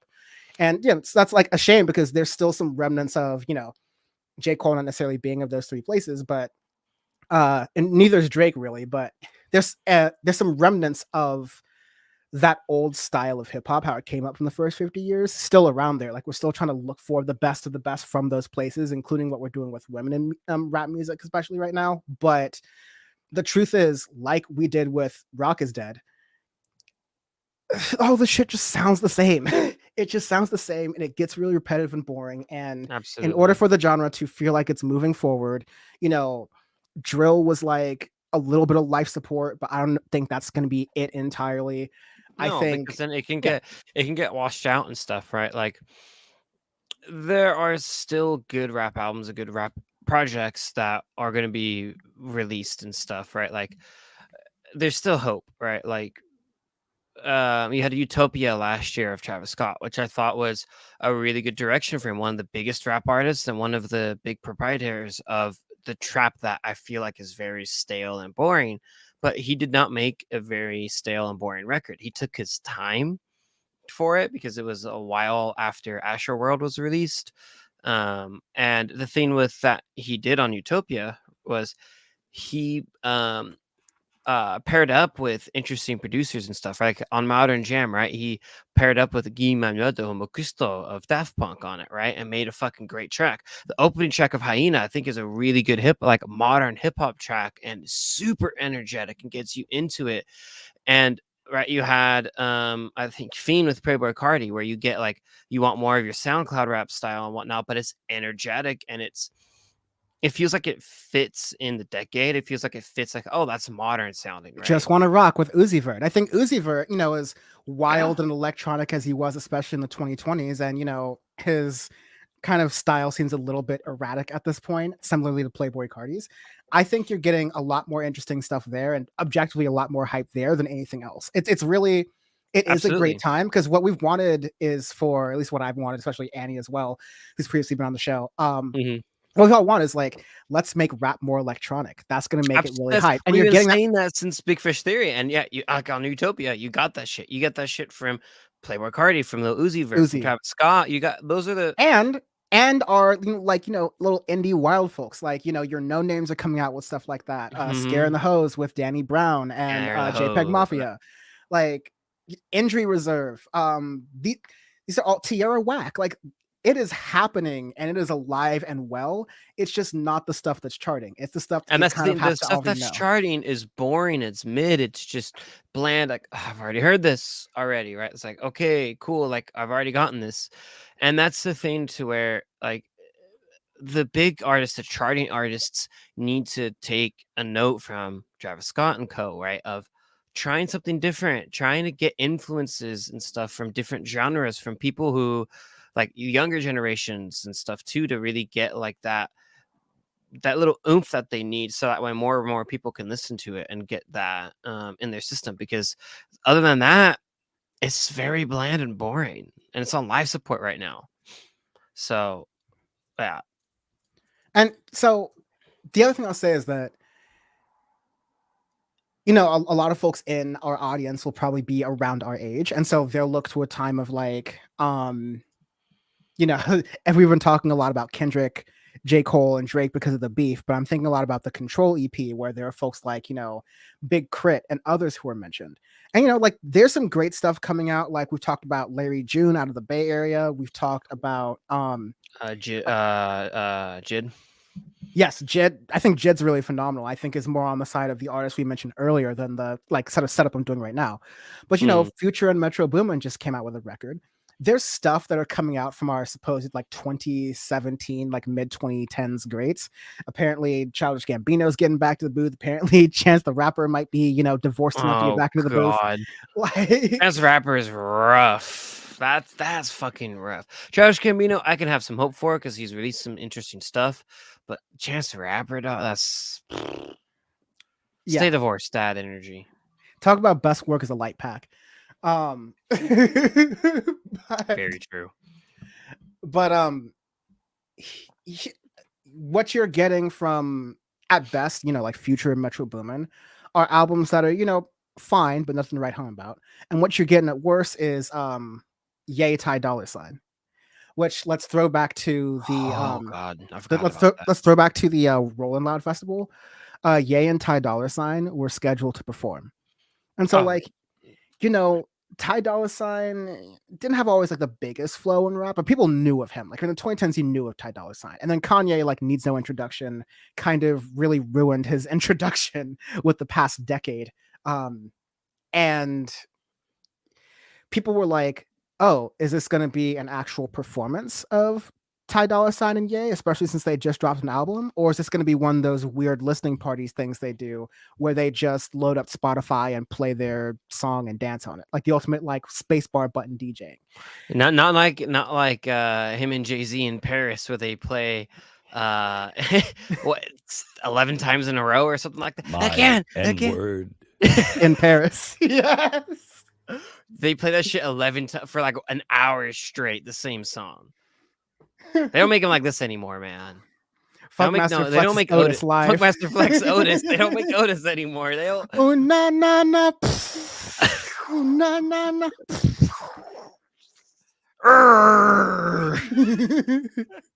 Randomly. Like we the closest to that level of hype, like that Kanye Jay-Z level of hype I've felt has been this rap beef between Kendrick, J. Cole, and Drake. Honestly, like it's the reason why I'll clown on Drake, I'll clown on J. Cole, I'll even clown on Kendrick and his 5'5" ass, right?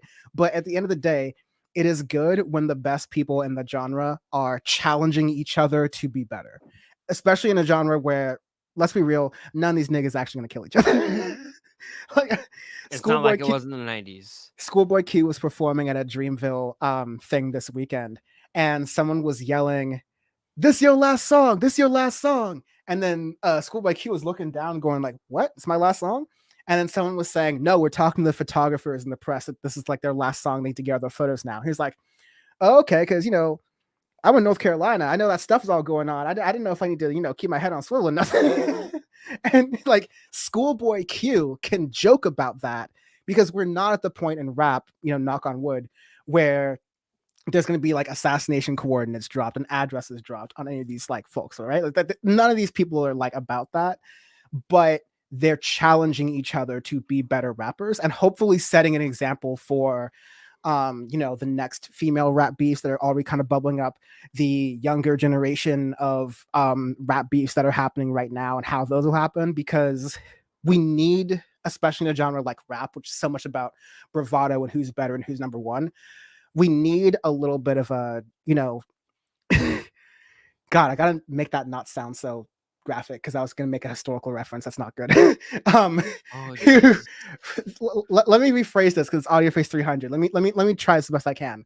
The tree of rap needs to be washed from time to time with the tears of noted little bitch rappers.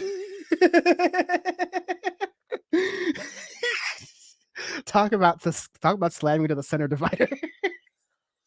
That's like that one time I saw on the 10 years ago, dude in a fucking two-seater Jeep Wrangler Sport just like jump the curb and then get into the other side of the 10 and flip around, flip U-turn. Oh my God. True story. I'll never forget that. I'm like, what the fuck? Just California things. Absolutely. Real California cheese. It's the cheese. So yeah, rap I am excited for what's going to be coming out of that, but believe me, just because we've been doing 300 of these, and even though we do even an album, we're going to be doing even fewer rap albums. We're going to be Yeah, we are. We're going to be very selective of what we review and stuff because a lot of it is just very bland, and that's the state of the genre. It's dead. It needs more. It needs energy. It needs newness.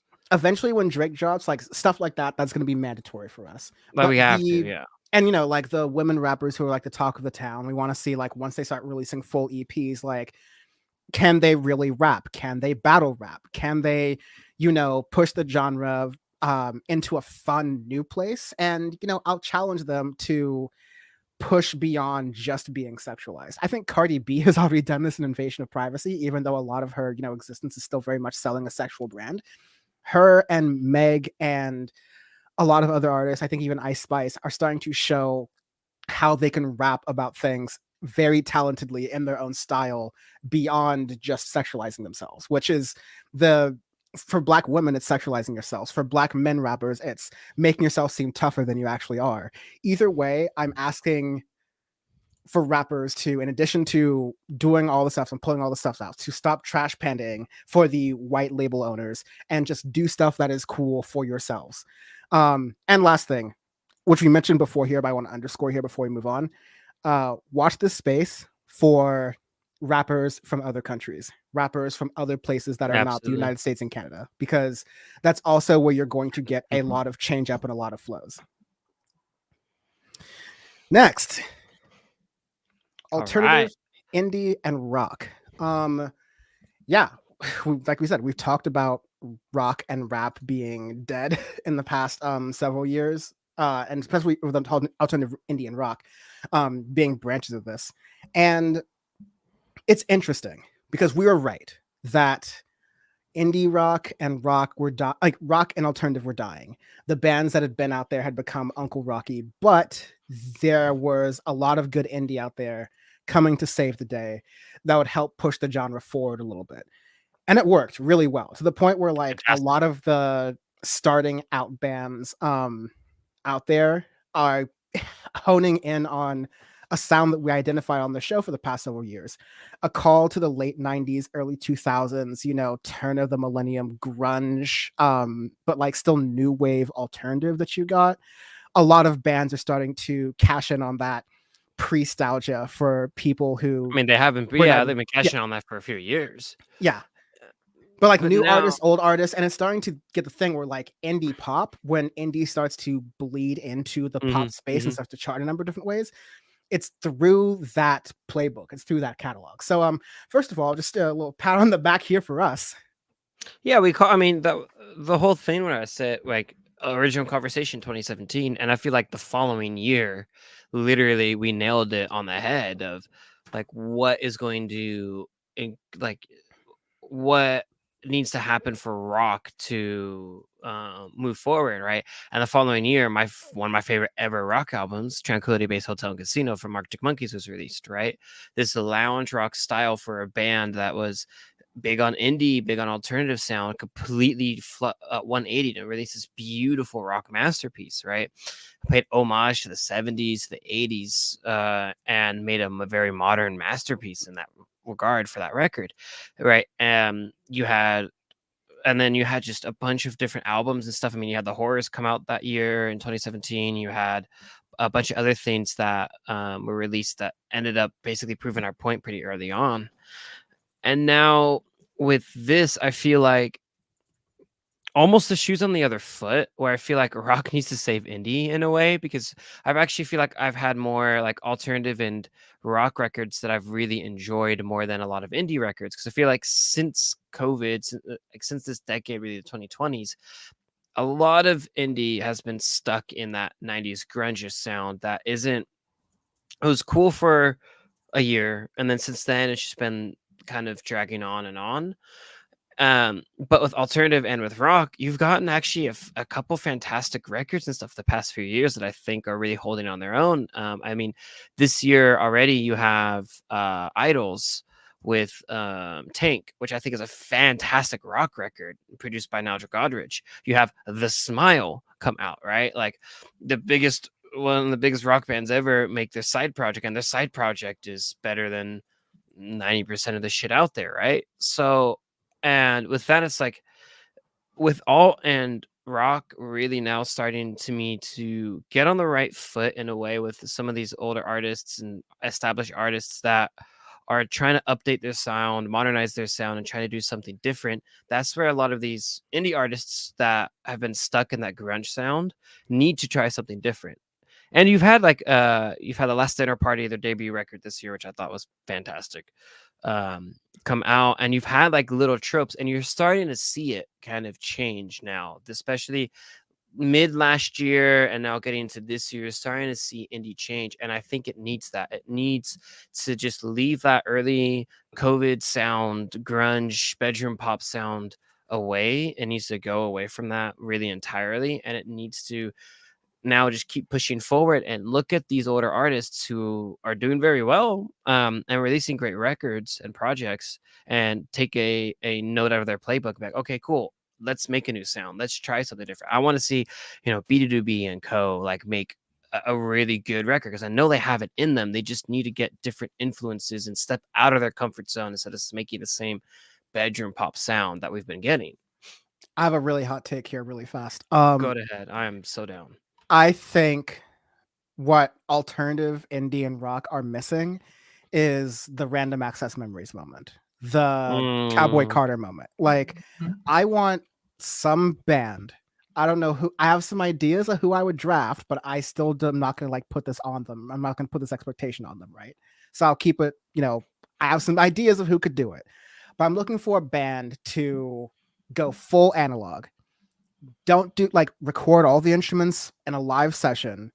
Do it the old-fashioned way. Use the finest equipment from the old era to really get that sound, but introduce new ideas and thoughts into it and make a record that sounds timeless in that way. We are calling back to rock music of the 70s, 80s, and 90s, but you're also acknowledging the alternative weirdness, the synth pop, the calling to indie, calling to folk, all this other, calling to post-punk even.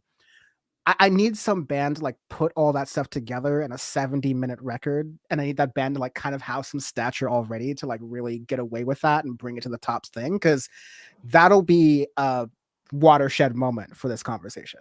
Absolutely. That's what the genre needs. I don't think we're gonna get that this year. I would love to be wrong.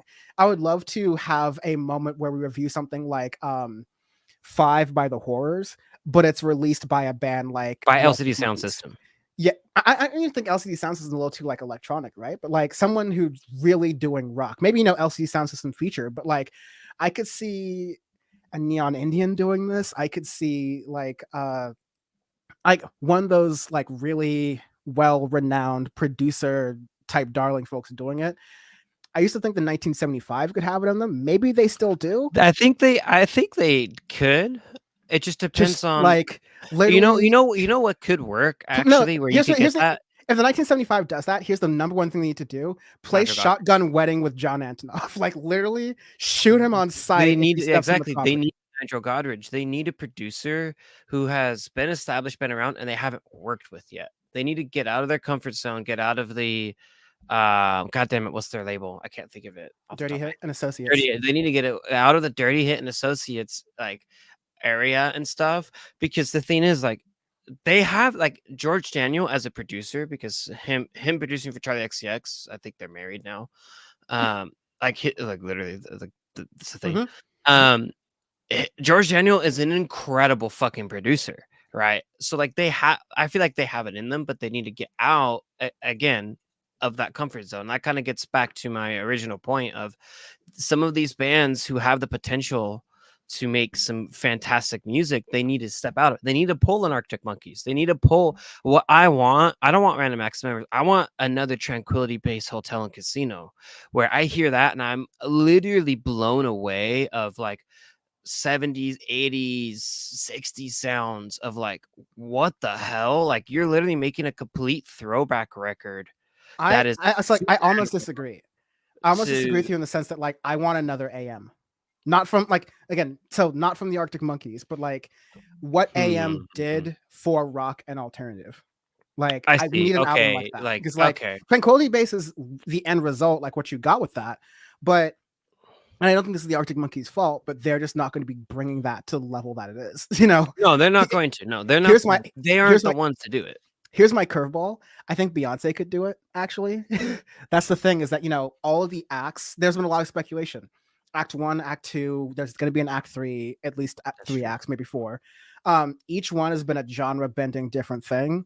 This has been a prediction I had on this podcast. I've been talking about it with Jeff Wiggins, actually, who's a contributor on Power Report, and we're both like, the most logical place for Beyonce to go next is like rock and alternative. This is like the last sort of like big genre infinity stone for her to capture because she's gotten pop, she's gotten R&B, she's done her country thing, she's done her dance record, which I honestly thought would have come last. So now we're looking at, you know, Beyonce and Taylor Swift doing an Evermore type joint. Like, and I think she's the person who I've seen very repeatedly and very recently and be at that level who might be able to push it. But, you know, I could be surprised. You've had artists like Lil Yachty, and I'm not going to say like Lil Yachty's doing it, but like Let's Start Here was a rap artist deciding to make psychedelic indie rap. And it's not for everybody, but it was an attempt. It's decent. Yeah. And since then, Lil Yachty's been doing other things that are more in that rock rap direction. So it could be someone like a Post Malone who executes it very well, but it's going to be all about that execution.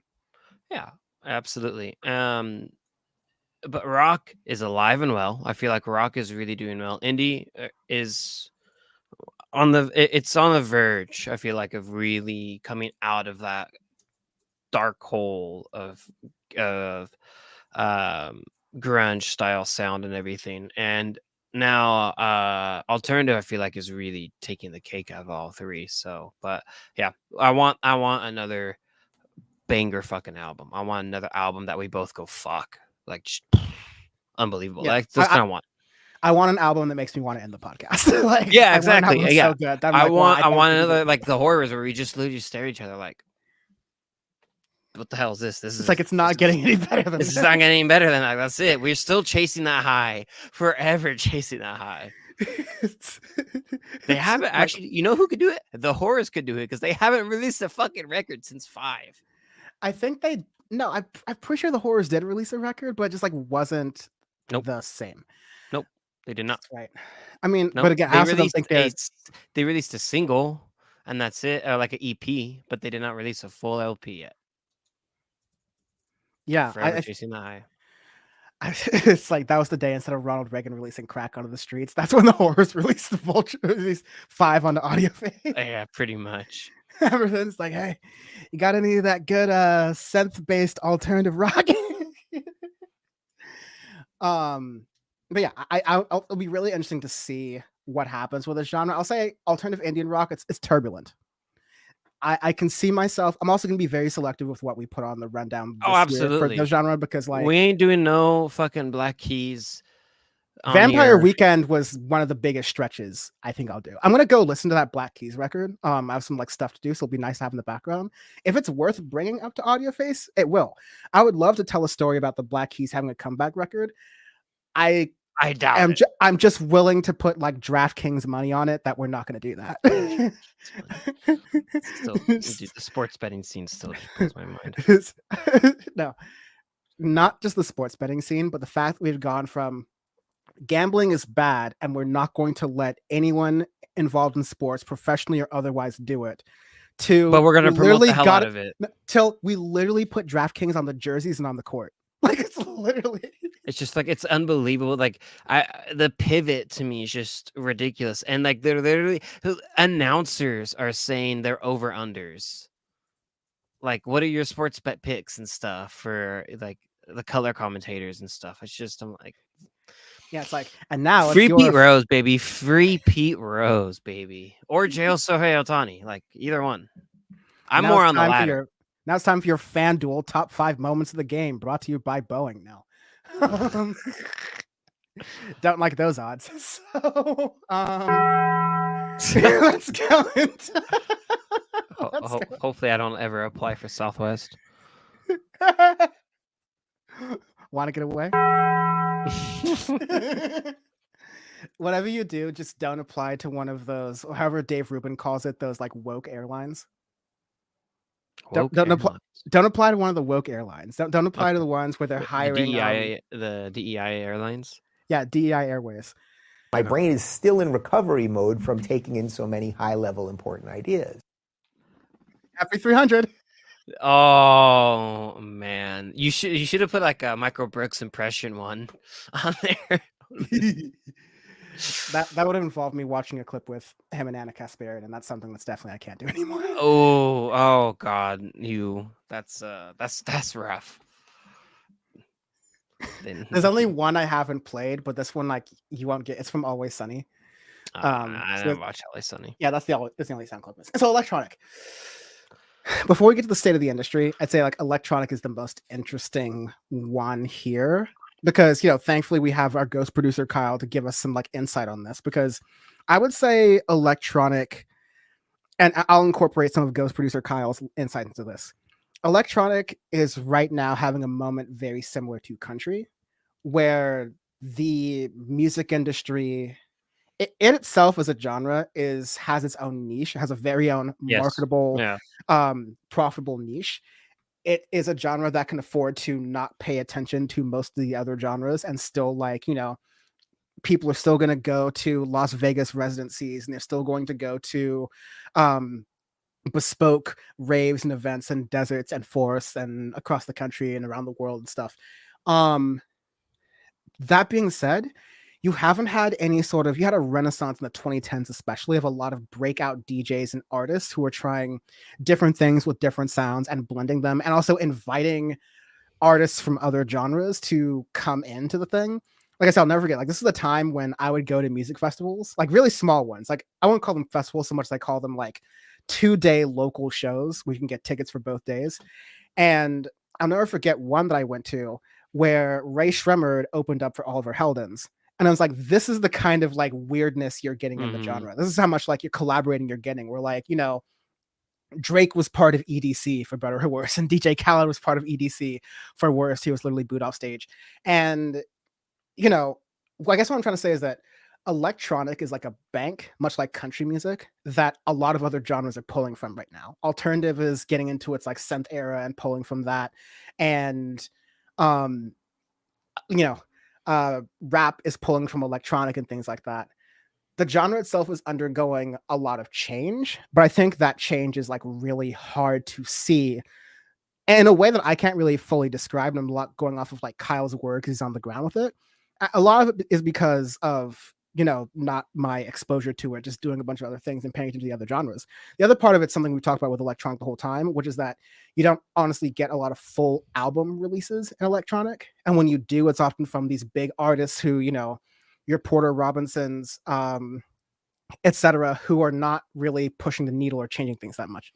Dylan Francis is still touring and still doing his bro, really? He's still doing his white boy frat bro shtick and thing.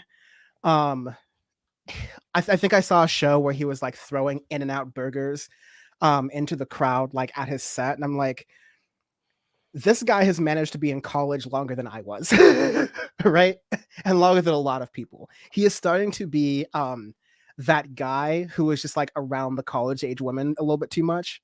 And I'm just saying we're starting to see a weird thing in electronic music. And you were seeing this too, old DJs I knew from the 2000s, I was seeing putting on shows in San Francisco in the 2015s, right? Paul Oakenfold's one example I remember, right?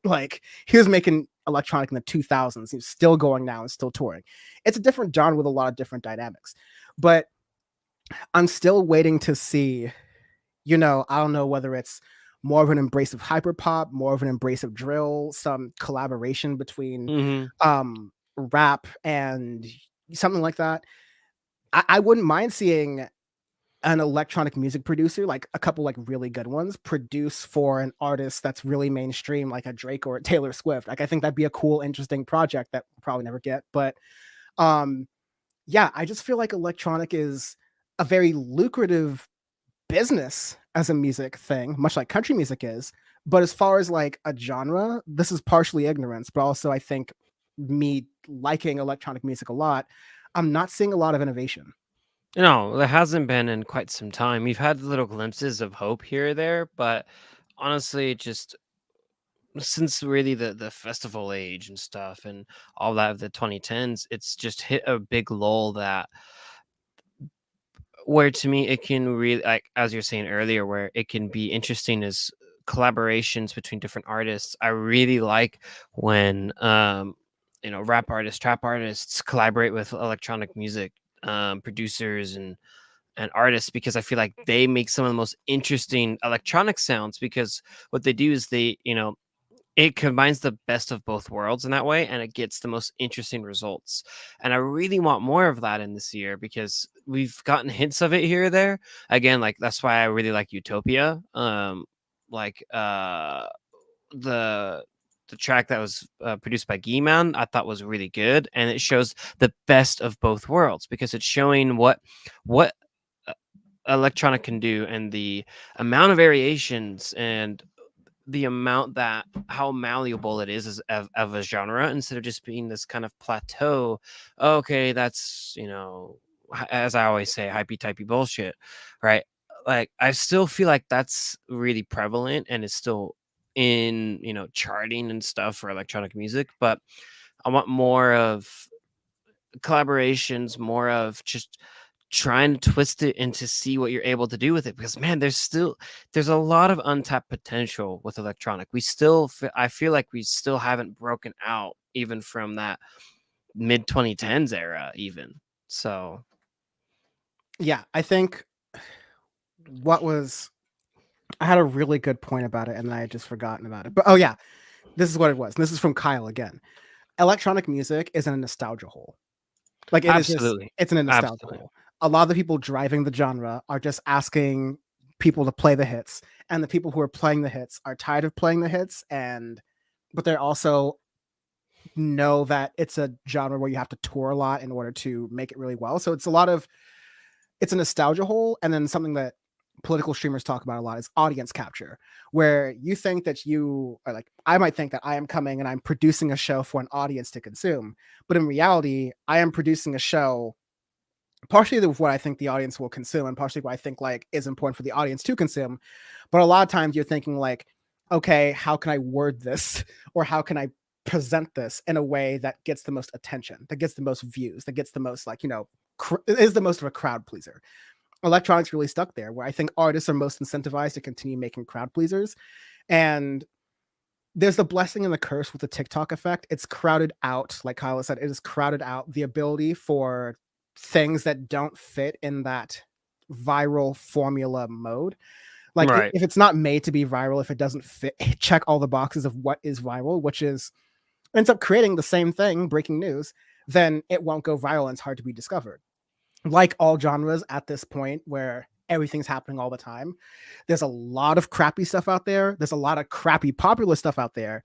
But if you do the digging and you know where and how to dig, you can also find some really quality stuff out there as well. And so, whether or not people will do the effort for that, that's kind of like on podcasts like ours to do. But I want, similarly to alternative, I want to get back to a point where we have a couple of big artists who are like, oh, they're about to drop. We know it's going to be good.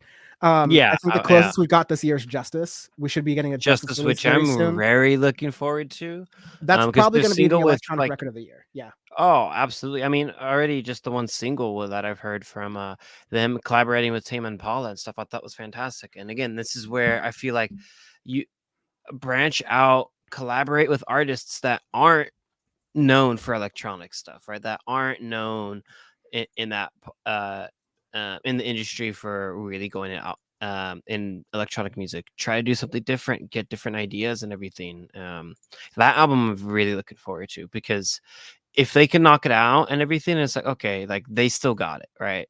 If they still got it, it's like, okay, the genre is alive. It's just some people suck. Yeah. And, the Chemical Brothers, I think, threw down really hard. We've got a lot Oh of yeah, that record electronic. was good. I remember our electronic. Let me try to go to it really quickly, but I remember our electronic awards last year were like decently competitive. Like we were thinking for a moment, it was like, okay, there's a number of different ways we can go here. Yeah. Here we go. We had Memento Mori by Depeche Mode, That Feels Good by Jesse Ware. Those were very great records. We had a couple other ones to like round it out. SJ Lewis, Jesse Lanza, shout out to them. But as far as like who is going to get a lot of like who are the really recognizable names, Yeah. Depeche Mode, Jesse Ware, Chemical Brothers really did well last year, but none of them compare to Justice. And No, none of we them love do. them, but like none of them compare to Justice as far as like stature and recognizability of the name, and also just raw ability of themselves as DJs. And so that I'm excited for. But once again, like last year and this year, I'm going to be really working hard and working Kyle pretty hard, no Diddy, to make sure that we are keeping an eye on what's happening in electronic, but also really Yeah. keeping an eye on what is pushing it forward. Because yeah, I think this is going to be the most let's push it forward year of Audio Face we've done in a while, just because we understand these genres really well. At this point, I'm only interested in either what is so popular but so ass that we can have fun with it, or what is not even popular, but like what just sounds really good. What do more people need to be Yeah. listening What to? the, yeah. I just yeah, I'm always searching for the interesting sounds. I'm always searching, I like example scaring the hose. Really out there, very different. It's projects like that where I'm Borderline like unplayable. Butterman unplayable, but that's why it's scaring the hose, man. Like it's projects like that that I look for, that I search for, that I want to see. And those are two big time established artists, right? And to try something just out of left field, it's like make you uncomfortable almost, but it's like something different. It's weird. It's interesting. I like that. Yeah. Um. Oh yeah. Oh yeah. Someone's cutting up down the street. Let's go. I was like, oh, is that? No, those are not fireworks. Awesome. Um. So, moving on. Street sweeper. Yeah. Kung Fu Kenny. Never mind. Well, I'll say it for later. Last thing, really quickly. Usually, Yeah. we have some subcategories for state of the industry. I think we're seeing a continuation of the things we've seen in the industry just kind of coming Yeah. to a pass. What we've talked about previously in this part were let's see, the continuation of the streaming industry taking more money from consumers and taking, Always. and giving less money to people who work in music. We had Yeah. that amazing story last year we covered in a YouTube video of that woman who was talking about going on tour and basically broke even / went into debt going on tour, because it got to the point where not even just for her but for other artists, even as big as like Little Sims, that you cancel tour dates, because once you get into the ticket fees that are taken out of ticket sales, to the expenses you have to pay to travel to all these different cities, to the fact that some of these labels and ticketing companies, your Ticketmasters, your Live Nations, etc., are taking money out of the merch that you sell at your live shows. Like at that point, it's just a gang. At that point, it's just the mafia. It's like, yeah, we're gonna take a cut here, here, here, here, here. Someone's got to eat. Someone's got to eat, and someone's gonna be eating good. Yeah. So you have that factor, which I think is continuing. Apple Music, Spotify, YouTube Music, Tidal, all of these places are raising their prices. Are they giving more to artists? No. In fact, Spotify just said they're no longer going to give any stream revenue at all if your song gets under 1,000 plays. So cool. Even those artists who are getting, high off the hog off of their 2 pennies per 1,000 plays, if that, won't even be getting that. So cool. Meanwhile, Spotify has gone up twice, I think, in the past 12 months. Yeah, they have. Yeah. So that continues to happen. You keep having these, dumb tech ideas. At one point it was NFTs, then it was crypto, now it's like AI. And AI, I think, still presents a problem and an issue. And we're gonna start to eventually either albums and stuff and AI produced records. Like that's kind of what I was gonna talk about a little bit, but yeah. That's Go what ahead. we'll see. Yeah, just really quick, but yeah, that's what I can see happening is more prevalence of AI in the music industry, definitely, especially for artists and stuff to kind of take shortcuts, or more people to produce more records from literal ghost producers of AI. So you might be seeing that more and everything. It's cheaper. It's it's easier, and it's more it's more rapid fire to do it that way. So I could see that happening a lot. But yeah, you're gonna see more of, I think you can see AI assisted music, which could get interesting, but could get controversial. You're going to it's see, probably going to be boring. yeah, you're gonna see a lot of artists, yeah, paying more attention. There's that one great TikTok we saw. Like, imagine if Tom York had to be like a TikToker, like, oh my god, guys, so I just made this song called like Creep, and the thing you're gonna like about it, like, there's the ultimate fact that like some of the people who make music, some of the people who make the greatest music are not content creators. Like, they're not like on No. camera personalities, and that's totally fine. But you're seeing bands that are being rewarded. You get examples of bands who are just coming up and they understand that this is a great way to market to them. And so they're good at their music, but they're also talented at marketing themselves as, a TikTok content creators and influencers that like every once in a while also talk about their music. I think Malumbo is a good example of the guy we had on Lyrics and Legos last year, who like most of his videos are him talking about politics and like African communism and things like that. And every once in a while, he's like, "Oh yeah, by the way, I have a mixtape. By the way, I have an album." It's a new version of like, I mean this respectfully, I have nothing but love for Malumbo and folks like that who are my friends, but it's a lot like the folks who, oh yeah, they're in LA and they're actors and they're waiting tables, but they also have an acting career and a music career, and they're kind of doing things at once to see like what happens. And that's always been hustling, but I would love to live in a world where you don't have to do all that to make it. And I think music will sound better if musicians can just focus more on the music and less about marketing, because there's Yeah, talented absolutely. marketers. There's way more talented marketers out there than there are musicians. And I want the musicians to get back to making music and the marketers going back to doing the jobs for them. My last kind of point on all this is the great like most deaf point from earlier this year is Yeah.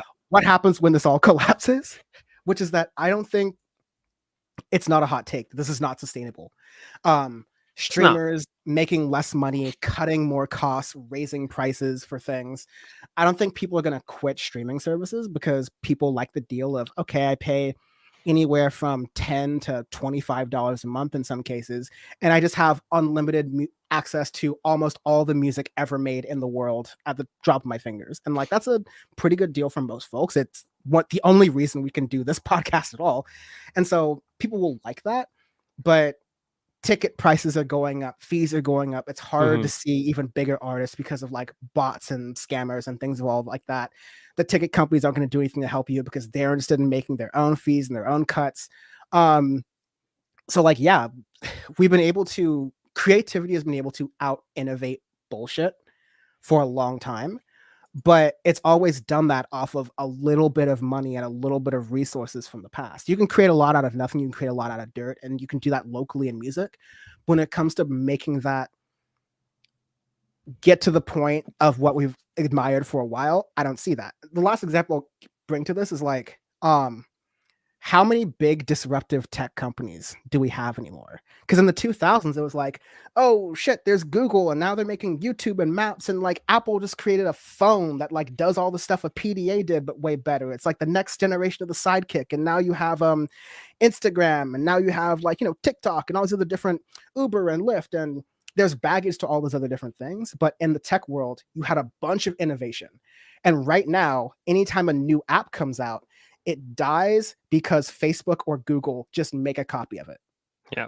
And it's hard for innovation to happen. And you're at this point where, yeah, everyone hates using social media. We all understand that it's trash. It's like filth, and we're getting less quality out of it. And it's starting to be like, okay, these rich people, these tech bros, these venture capitalist funders, these investors are using art and content creation and music creation as the premise for a layer of software and a layer of business dealings that are meant to make them more money. But it's all on the back of creators who are not getting that money. And again, like when you have to turn every New York Times and Washington Post reporter into a YouTuber, you know, maybe that's better for YouTube's ad sales, but that's not better for journalism. That's not better for news gathering or anything in general like that. And so we're really getting to a point where as Google collapses, as Meta collapses, and these are things I'm predicting to happen to some extent in the next decade, within this decade, right? What happens when this hits music? And when we're like, oh, wow, we're actually starting to see that renaissance of, oh, it's an unlimited number of options for artists to make music. Turns out those musicians are not making music anymore because they need to pay rent and they can't even, you know, work a day job and then be able to make music in order to make ends meet anymore, because that's how squeezed out everything is. That's where we're headed. What happens when this all collapses? Will we see some signs of that in 2024? I think so. But that's what I'm worried about, is that like until there's some like large scale coordinated rejections, I don't know if James Blake is going to lead this really or some other artist, but like until we get some large rejections so of you the get system we have right now, not looking good, Chief. Yeah, you're either going to have to be like know the connection or like be a nepo baby or be able to somehow fight through all of this in order to get to the surface. Because I mean, yeah, recommendation algorithms are getting worse. Spotify is terrible for recommendations. YouTube is bad at recommendations, not just sending you like, you know, harmful bad things, but just not sending you quality anymore. No. Like half my recommendations on YouTube are just old clips of Family Guy. And I'm like, I don't want to watch TV, dude. Yeah. So yeah, that's the state of music. I think we said the genres are really interesting and they're blending, and that's what we like about doing the show and like observing music. But the powers that be and, you know, everything that goes around music is starting to fight that creativity, which may have been happening in other years before, but that's something I didn't really notice until this year doing this. Is like, oh wow, this is the first time that I think that like Spotify and all of these, you know, the way the economics of the industry works, like this is actively going to make it so there's less good music out there. This is not helping. Yeah, no, it's not helping at all. So on that bright note, 300. Yeah, no, this is going to be a great year. I want to thank a number of folks from the beginning to now who've made this episode great and possible. All of the bonus little guests we've had are like one-offs. Too many names to remember. Folks who have helped with any of the redesigns or, you know, the branding of the shows, like Annie and Riley. Previous guests like Bam and C's and also Annie. You know, previous folks who have helped behind the scenes with the show, and folks who are still around: Austin, Kyle, Peter. Shout out to Carl. Shout out to a whole number of different folks. Shout out to anyone who's ever watched or listened or downloaded to an episode of Audio Face, ever commented on a YouTube video, who's been screaming for us to release episodes from the vault, which I'm doing with the time that I have. Thank you all very much for listening to this show and watching this show. And you know what does it mean to play us out? We haven't done one of those in a while, I guess. What does it mean to play us out?